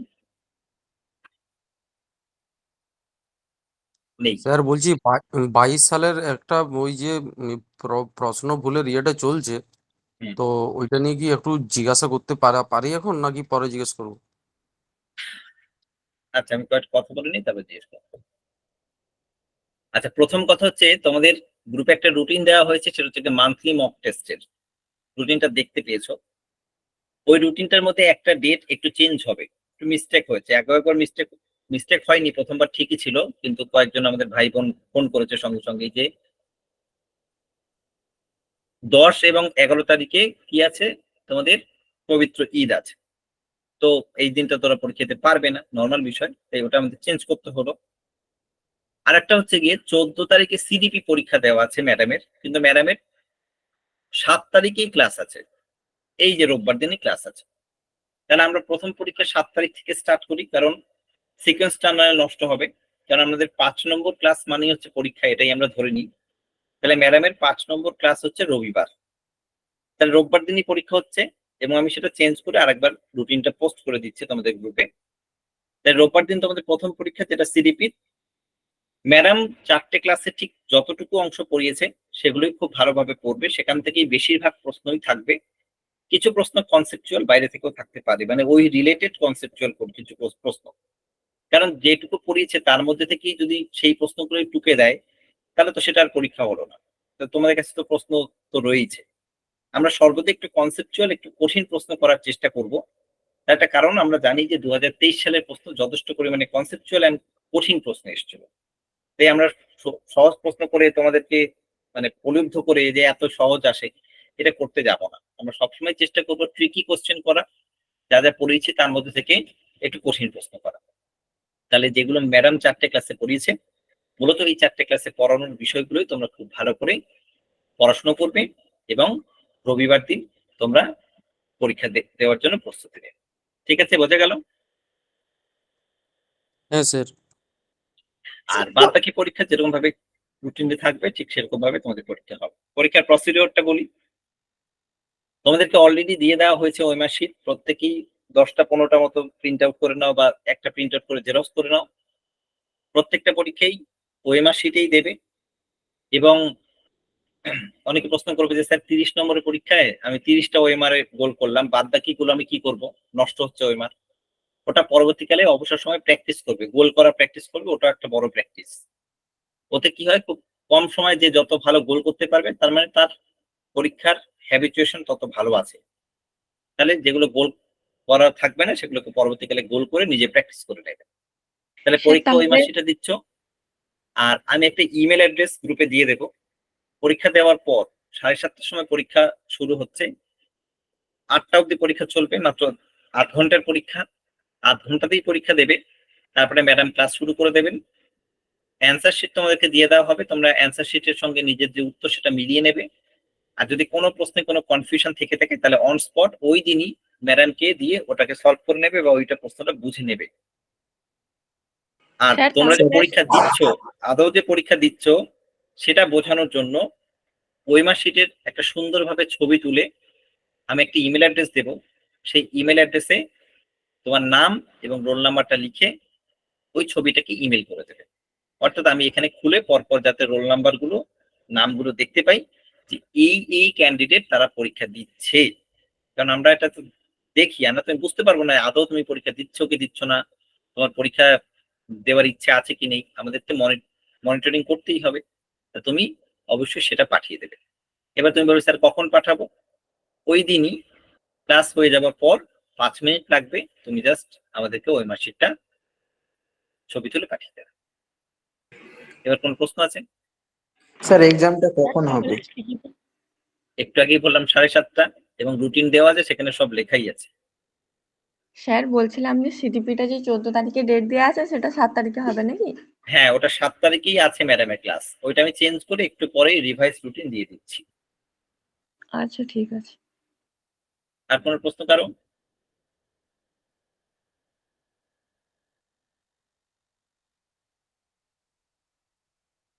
আর 28 তারিখে মানে অল সাবজেক্টের এক্সাম হবে নাকি? হ্যাঁ, 28 তারিখে অল সাবজেক্টের পরীক্ষা 150 নম্বরের। আমি প্রশ্ন দেব, একই নিয়মে তোমরা পরীক্ষা দেবে। আচ্ছা ঠিক আছে। 28 তারিখ স্যার অনেক বলছিলাম দেরি আছে, তার অ্যান্সার আগে ক্লাস টেস্ট মক টেস্ট গুলো ভালো করে দাও। আচ্ছা, আর একটা কাজ করবে এর সঙ্গে সঙ্গে, তোমরা খাতায় মেনটেন করো বা ডায়েরি মেনটেন করো, জানি কিছু তো একটা নিশ্চয়ই মেনটেন করো। সেখানে এক্সাম বলে একটা পেজ ক্রিয়েট করবে, যেখানে মক টেস্ট অফ এপ্রিল বা মক টেস্ট এপ্রিল বলে লিখে কোন সাবজেক্টে তুমি কত নম্বর পেয়েছো, কারণ তুমি তো নিজেই মেলাচ্ছ, সেটা এখন একটু লিখে রাখবে। অর্থাৎ ধরো তুমি বেঙ্গলি কত পেয়েছো, আউট অফ 30 কত পেয়েছো, 5 পাও, 10 পাও, 15 পাও, 30-এ 30 পাও, সেটা লিখে রাখলে। পরেরটাও লিখলে, এরকম 2-3 মাস পরে আমি ওই প্রোগ্রেসটা চেয়ে নেব যে অ্যাকচুয়ালি তুমি কত পাচ্ছ। বোঝা গেল? অর্থাৎ বোঝা যাবে যে তোমার উন্নতি হচ্ছে কি হচ্ছে না, বা তুমি পড়াশোনা করছো কি করছো না। অর্থাৎ তুমি একটুকু বুঝে গেছো যে টেট শিওরে যে পড়ছো তাদের যথেষ্ট পরিমাণটা মনিটরিং রয়েছে, মানে দায় সারা তোমাকে পড়াচ্ছি এইরকম না। আমরা যেটা বলবো তোমাকে সেটা শুনে চলতে হবে, কারণ পাশ করতে গেলে এইটুখানি তোমাদের কাছ থেকে এক্সপেক্ট করাই যায়। কারণ এটা না করলে তো দায় সারা ভাবে আমি পড়িয়ে যেতে পারি, তোমার কাছ থেকে মায়না নিয়ে যেতে পারি, কিন্তু সেটা তো আমাদের উদ্দেশ্য না। তোমাকে পাশ করিয়ে চাকরি পাওয়ানোটাই একটা উদ্দেশ্য। তাহলে সেই জায়গা থেকে আমি যেগুলো বললাম সেগুলো করতে একটু খুবই মনোযোগ সহকারে তোমাকে ফলো করতে হবে, এবং তার ফলস্বরূপ তুমিই চাকরি পাবে, তোমারই সামাজিকভাবে স্বীকৃতি বাড়বে, আর যদি অবিবাহিত থাকো তাহলে তার তাড়াতাড়ি বিয়েও হয়ে যাবে। এটা কিন্তু ধরো কারো ঠিকই কোনো বলেছেন। প্রশ্ন আছে কিনা? না, আমি তো জানি চাকরি পেলে তো সবার আগে বিয়েই করে মানুষ এখন। আমি অনেকজনকে দেখলাম চাকরি পাওয়ার 2 মাসের মধ্যেই তারা বিয়ে করে ফেলেছে। হ্যাঁ স্যার, এটা ঠিক। মানে ওয়েট করছিল অনেকদিন ধরেই, এই হচ্ছে বিষয়। কবে আর চাকরি চাকরিটা না পাবো? পেলে কিন্তু তার উল্টোটা হবে, খুব কাছের প্রিয় মানুষের অন্য লোকের সাথে বিয়ে হতে দেখবে, অথবা সে তোমাকে চরম ভাবে ঠকাবে, অথবা ছেড়ে চলে যাবে, তারপর কিন্তু তোমার লাইফটা চেঞ্জ হবে, বিলাপ করবে। তার থেকে ভালো যে খুব ভালো বাড়ি করে থেকে ধরে পড়াশোনা বেঁধে করে দিয়ে দিয়ে নিজেকে দেবে। দাঁড় করাবে। না, পরিবেশটা স্যার এখন এরকম হয়ে গেছে, বাড়িতে তাদের একটাও কথাটা হাসি সরকারি হলেও কিন্তু চাকরি স্যার নেই। সত্যি। কিন্তু কিন্তু কিন্তু বলছে ছেলে যেন সরকারি সার্ভিস করে, তাদের বাড়িতে একটাও সরকারি সার্ভিস নেই। অথচ সেটা মানে যাই করুক না কেন, ঠিক আছে কোনো ব্যাপার নেই, সময় কথা বলবে। হ্যাঁ ঠিকই। এখন বিষয়টা হয়েছে কি কি দেখো, সমাজ এবং বর্তমানের মানুষগুলো অস্বাভাবিকভাবে সেলফ সেন্টার্ড, স্বার্থপর হয়ে পড়েছে। তো সেই জায়গা থেকে তারা তাদের মতো বেটার অপশন সবসময় খুঁজে বেড়াচ্ছে। এখন কি 100% মানুষ হয়েছে না? ভালো ভালো সৎ মানুষ কথা দিয়েছে মানে সে কথা রাখবেই তোমার জন্য, এরকম মানুষও আছে, কিন্তু সংখ্যাটা খুবই কম। তো সেই জায়গা থেকে যেরকম সমাজ পরিবর্তন ভাবে এগোচ্ছে, তোমাকেও সমাজের সঙ্গেই একটু পরিবর্তন হয়ে এগোতে হবে। আর সবচেয়ে বড় কথা, চাকরি পেলে তোমারই লাইফটা পুরোপুরি সিকিউর হয়ে যাবে। সরকারি চাকরির এটাই একটা বৈশিষ্ট্য, হচ্ছে এটাই পাওয়া খুব কঠিন, বা কঠিনই বলতে পারো, কিন্তু একটা পেয়ে গেলে তুমি দেখো না, কিছু না করো তোমার টাকা মাসের 30 তারিখ বা 31 তারিখ বা 29 তারিখে ঢুকবেই, কিছু না করলেও টাকা আসবে। সেই জায়গা থেকে তোমার লাইফ সিকিউর হয়ে যাবে, এবং টাকা বেড়েই চলবে। প্রতি বছর 3% করে ইনক্রিমেন্ট হয়, আবার ডিএ বাড়ছে 4% করে বাড়ছে। একটা মানে সামাজিক ভাবে বলো বা যেভাবেই বলো, একটা পুরোপুরি একটা সিকিউর লাইফ। আর প্রাইভেট ফার্ম গুলোতে কি আছে, টাকা বেশি থাকলেও প্রচুর পরিমাণে খাটনি, তুমি আজকে খাটবে না, কালকে তোমাকে চাকরি থেকে বাদ দিয়ে দেবে। আজকে এই অ্যাসাইনমেন্ট ঠিকঠাক করোনি, পরশুদিন তুমি বসে যাবে। সেই জায়গা থেকে চেষ্টা করো, খুব ভালোভাবে চেষ্টা করো। একটু আগে তো আমরা আনসিনটা পড়লামই, যে যদি তোমার ডেডিকেশন ঠিক থাকে, আনকোশ্চেনেবল ভাবে তুমি লড়াকু মানসিকতা নিয়ে পরিশ্রম করতে পারো, তোমাকে হারানোর মতো কেউ নেই। খারাপ সময় সব মানুষের থাকে, তোমারও আছে, কিন্তু যদি তুমি সঠিক পরিশ্রম করো, তোমাকে কেউ হারাতে পারবে বলে আমার মনে হয় না, এবং তুমি নিজেও জানো যে আমি সঠিকভাবে থাকলে না, আমি হারবো, আমি হারতে পারি। আর একটা প্রশ্ন বোঝা ছিল গেল? স্যার, আমরা যে 1300 টাকা করে প্রথমে দিয়েছি, তারপরে যে হাজার হাজার, তো মাসের ফার্স্ট উইকে কত তারিখের মধ্যে ওটা মানে ইয়ে করতে হবে, সেটা একটু হ্যাঁ, কাইন্ডলি ভালো বলুন। প্রশ্ন করেছো, ভালো প্রশ্ন করেছো। আমি এটাও গ্রুপে আজকে রাতেই, আগের বার যে নাম্বারটায় পেড করেছো, আমাদের আর একটা নম্বর আছে, সেটার আমি স্ক্যানার দিয়ে দেবো, সেই নম্বরটাও দিয়ে দেবো।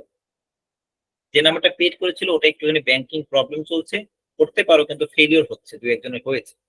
তো যেটা নম্বর দেব সেখানে পেড করে দেবে 10 তারিখের মধ্যে, ঠিক আছে? অর্থাৎ আজকে 3 তারিখ, আরো 2 দিন বাড়িয়ে নাও, 12 তারিখের মধ্যে দিয়ে দিও, তাহলেই ঠিক আছে। আর প্রসিডিওরটা কি, পেড করে পেমেন্টের স্ক্রিনশট ওই নম্বরটায়, যে নাম্বারে পেড করেছে ওখানে হোয়াটসঅ্যাপ আছে, দেখতে পাবে, আমাদের দুটোই অফিসিয়াল নম্বর।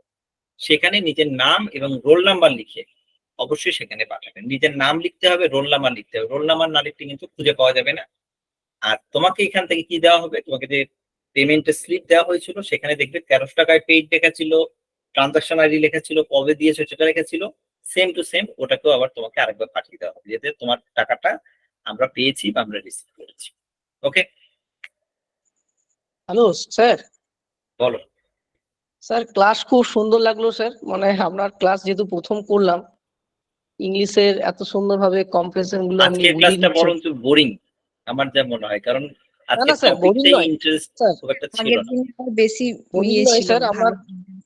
আপনার পেডাগজি ক্লাস হয়তো করিনি বলতে গেলে, কিন্তু আমি শুনেছি আমাদের বন্ধুদের মুখে, আমি যেহেতু প্রথম মানে 2022-এ পরীক্ষা দিয়েছি আমি স্যার ফেলিওর, আর 23-এর পরীক্ষাটাতে হয়তো আমার ওই আপনি একটা কথা প্রথমে বললেন না যে 1 মাস প্রিপারেশন নিয়ে পরীক্ষার হলে যাওয়া মানে একটা বিশাল বড় একটা চ্যালেঞ্জের ব্যাপার থাকে।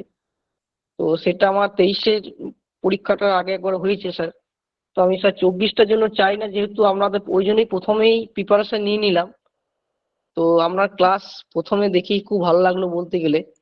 তো সেক্ষেত্রে আপনাকে অনেক ধন্যবাদ জানাই বলতে গেলে স্যার। থ্যাংক ইউ, চেষ্টা করবো আমার তরফ থেকে 100% চেষ্টা করবো, সবসময় আর চেষ্টা স্যার ওই যে বুকে, করবো। স্যার বুকের কথা বলছিলেন না স্যার, বুক যে প্রত্যেকটা মে সাবজেক্ট মাসে, কোর্স মে মাসে, হ্যাঁ, প্রত্যেকটা মানে সাবজেক্ট ওটা মে কি? মাসে দেবে, এবং ছুটি একটু এগিয়েও এসছে, মানে গরমের ছুটিতে জানো একটু এগিয়ে হচ্ছে। তো আশা করবো যত তাড়াতাড়ি সম্ভব।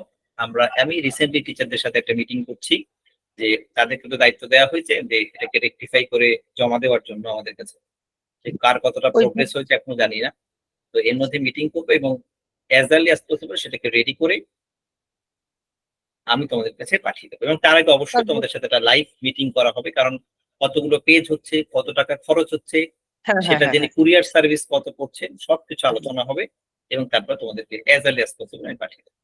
আর স্যার বুকটা দিলে ভালো হতো স্যার, মানে বুকটা যদি দিয়ে দেন না বইটাই তাহলে দেবো, ওই পিডিএফ বই আমাদের স্যার। অথবা স্টাডি ম্যাট একই, একই বইয়ের মতো করেই স্যার দেবো, কোনো একটা অসুবিধা কথা নেই। বললাম, এই যে আমি আপনারা চেষ্টা করবো কোনটায় খরচ কম পড়ে, কারণ তোমরা অলরেডি 3000 টাকা দিয়ে কিন্তু কোর্সটা করছো। স্টাডি হ্যাঁ হ্যাঁ ম্যাটেরিয়ালস এ যত খরচ কম পড়বে সেই প্রসিডিউরটা আমি অবলম্বন করবো। আমি চাইবো না যে তোমরা আরো 1000 টাকা খরচ করো, কারণ আমি কিন্তু খুব ভালোভাবে জানি যে এই টাকাটা দেওয়াটা তোমাদের পক্ষে কতটা কষ্টকর, এবং তোমরা অনেকেই কতটা কষ্ট করে এটা দিচ্ছ। তো যেটা আর কম স্যার পড়বে বলছিলাম আমি সেরকম প্রসিডিউর ফলো করবো। ওই যে স্টাডি মেটেরিয়ালস গুলো দিচ্ছেন মানে ক্লাস ওয়াইজ বলতে গেলে, ক্লাস 1 ক্লাস 2 এরকম ভাবে, তো ওই স্টাডি মেটেরিয়ালস গুলো প্রিন্ট আউট করার কোনো দরকার নেই তো স্যার? না, এই মুহূর্তে দরকার নেই, বই পেলে বইয়ের মধ্যে সব থাকবে। আচ্ছা স্যার, ওটা তাহলে তাই করবেন স্যার, তাহলে বলবেন তাহলে বেশ কখন বেশ, কি হ্যাঁ হবে। আর করে দাও, অসুবিধা নেই। আর স্যার ক্লাস অনুযায়ী স্যার পিডিএফ গুলো একটু আপলোড করে দিন, মানে ওই গুগল ফর্মে। আমি যেহেতু স্যার প্রথম নিলাম, সেহেতু দেখলাম যে 2টো ক্লাসের পিডিএফ আছে আর 2টো ক্লাসের পিডিএফ নেই, মানে সব সাবজেক্টের কথাই বলছি স্যার। তো সেটা একটু লক্ষ্য করলে ভালো হতো স্যার তাহলে। গ্রুপে দেওয়া আছে অলরেডি, আমি তোমাকে রিসেন্ড করে দেবো একবার, নো প্রবলেম। ওকে, ঠিক আছে sir, thank you sir, thank you. আচ্ছা, বাকিদের কোথাও কারো কোনো প্রস্তুত নিয়ে আসছে, তাই তো? স্যার তোলে পুচকেগুলোর সাথে যে ছবিটা তুলেছেন ওটা কোন স্কুলের? ও, একটা ইনভিটেশন ছিল একটা স্কুলে, সেখানে গেছিলাম, তো সেইখান থেকেই দেওয়া। আমি রিসেন্টলি বলেছিলাম একটা মোটিভেশনাল চ্যানেল খুলছি, তো খুলে ফেলেছি সেটাই। এরপরে মোটিভেশনাল সমস্ত ভিডিও আপডেট হবে। মানে সত্যি কথা তোমাদের কাছে স্বীকার করতে অসুবিধা নেই, আমি এমন একটা জায়গায় পোস্টিং আছে নিজেই বোর হই, মানে একা থাকি তো। তো দেখি এই সমস্ত করে তোমাদেরও যদি একটু উপকার করা যায়। আমি অনেক কিছু কন্টেন্ট লিখতে হয়, জানো নিশ্চয়ই, এগুলো চেষ্টা করছি যেটা ভালো হয় তোমাদের জন্য। অর্থাৎ রিলস গুলো নিজেকেই খুব নিজে সুন্দর সান্ত্বনা হচ্ছে। দিচ্ছি, মোটিভেট করছি, কিন্তু কোথাও তোমরা যদি সেটা উপকৃত হও তাহলে আমার উদ্দেশ্য সফল হবে, এই হচ্ছে উদ্দেশ্য। রিলস গুলো খুব আশা সুন্দর করি হচ্ছে। আহ তো যাই হোক, চেষ্টা করছি রিলস হোক আর যাই হোক। আর আরেকটা বিষয় হচ্ছে গিয়ে, তোমাদের একটা ক্লাস কিন্তু আমার অফ গেছে। এই সপ্তাহে আমি আরেকটা ক্লাস করাবো, কোন একটা ম্যাডামের ক্লাসের বদলেও করাতে পারি। আমি আগেই তোমাদের বলে নিচ্ছি, আমাদের তো সবারই ভোটের ডিউটি পড়েছে, তো ওটা একটু ম্যানেজ করে করতে হবে। ঠিক আছে, আমি করবো ক্লাস, এর মধ্যে আর একটা ক্লাস আমি করবো, এবং সেই দিন আমরা পেডাগজি করবো। দুটো আমরা করেই ফেলেছি, কম্প্রিহেনশন এবং কম্প্রিহেনশন অলরেডি 15টা দেওয়া আছে, আরো দেবো, কম্প্রিহেনশন দিয়ে রাখবো তোমাদেরকে যাতে তোমরা প্র্যাকটিস করতে থাকো, এবং তার সঙ্গে আমরা নেক্সট দিন পেডাগজি অথবা গ্রামার ক্লাস করো। ওকে, নোটস এবং বইটা যখন বাইন্ডিং করবেন না স্যার, যখন পেজটা উল্টাচ্ছেন, উল্টিয়ে যেন ডান দিকের শব্দটা পেজ একদম নাম্বার দিয়ে ভাবে পড়া যায়, বুঝতে পারছেন? ডান দিকে যখন ওই পেজটা বা বুকসটা যেটা বাড়িতে মানে সেন্ড করবেন, সেই যখন একটা পেজ আমরা উল্টোচ্ছি, উল্টোনোর একদম লাস্টের যে ডান দিকের ওয়ার্ডটা, ওইটা যেন পড়া যায়। মানে অ্যাকচুয়ালি আমি গতবারের যেটা নোটসটা নিয়ে প্রিন্ট আউট করেছি, ওনারা এমন ভাবে বাইন্ডিং করে দিয়েছে লাস্টের শব্দগুলো পড়া যাচ্ছে না। ওটা তো ওখান মানে থেকে করেছে। হ্যাঁ ঠিক আছে, আমরা করে দেবো, হ্যাঁ একটু করে দেবো, বলে দিলাম আর কি। সাদা হ্যাঁ স্যার ধূসর করবো। বলছি মানে সবার ফার্স্টে সিলেবাসটা থাকবে তো, সিলেবাসটা সিলেবাস তো মানে অলরেডি সেই একবার একটা সাবজেক্টে। সিলেবাসের বই আকারে দেওয়া হয়েছে, সিলেবাসটা প্রিন্ট আউট করে নাও। দিয়ে দেবো, সিলেবাসও থাকবে, বই প্রত্যেকটা বইয়েরই ঠিক আলাদা আছে, আলাদা সিলেবাস থাকবে। ঠিক আছে। বেশ, ঠিক আছে, তাহলে আজকে এতটুকুই থাক।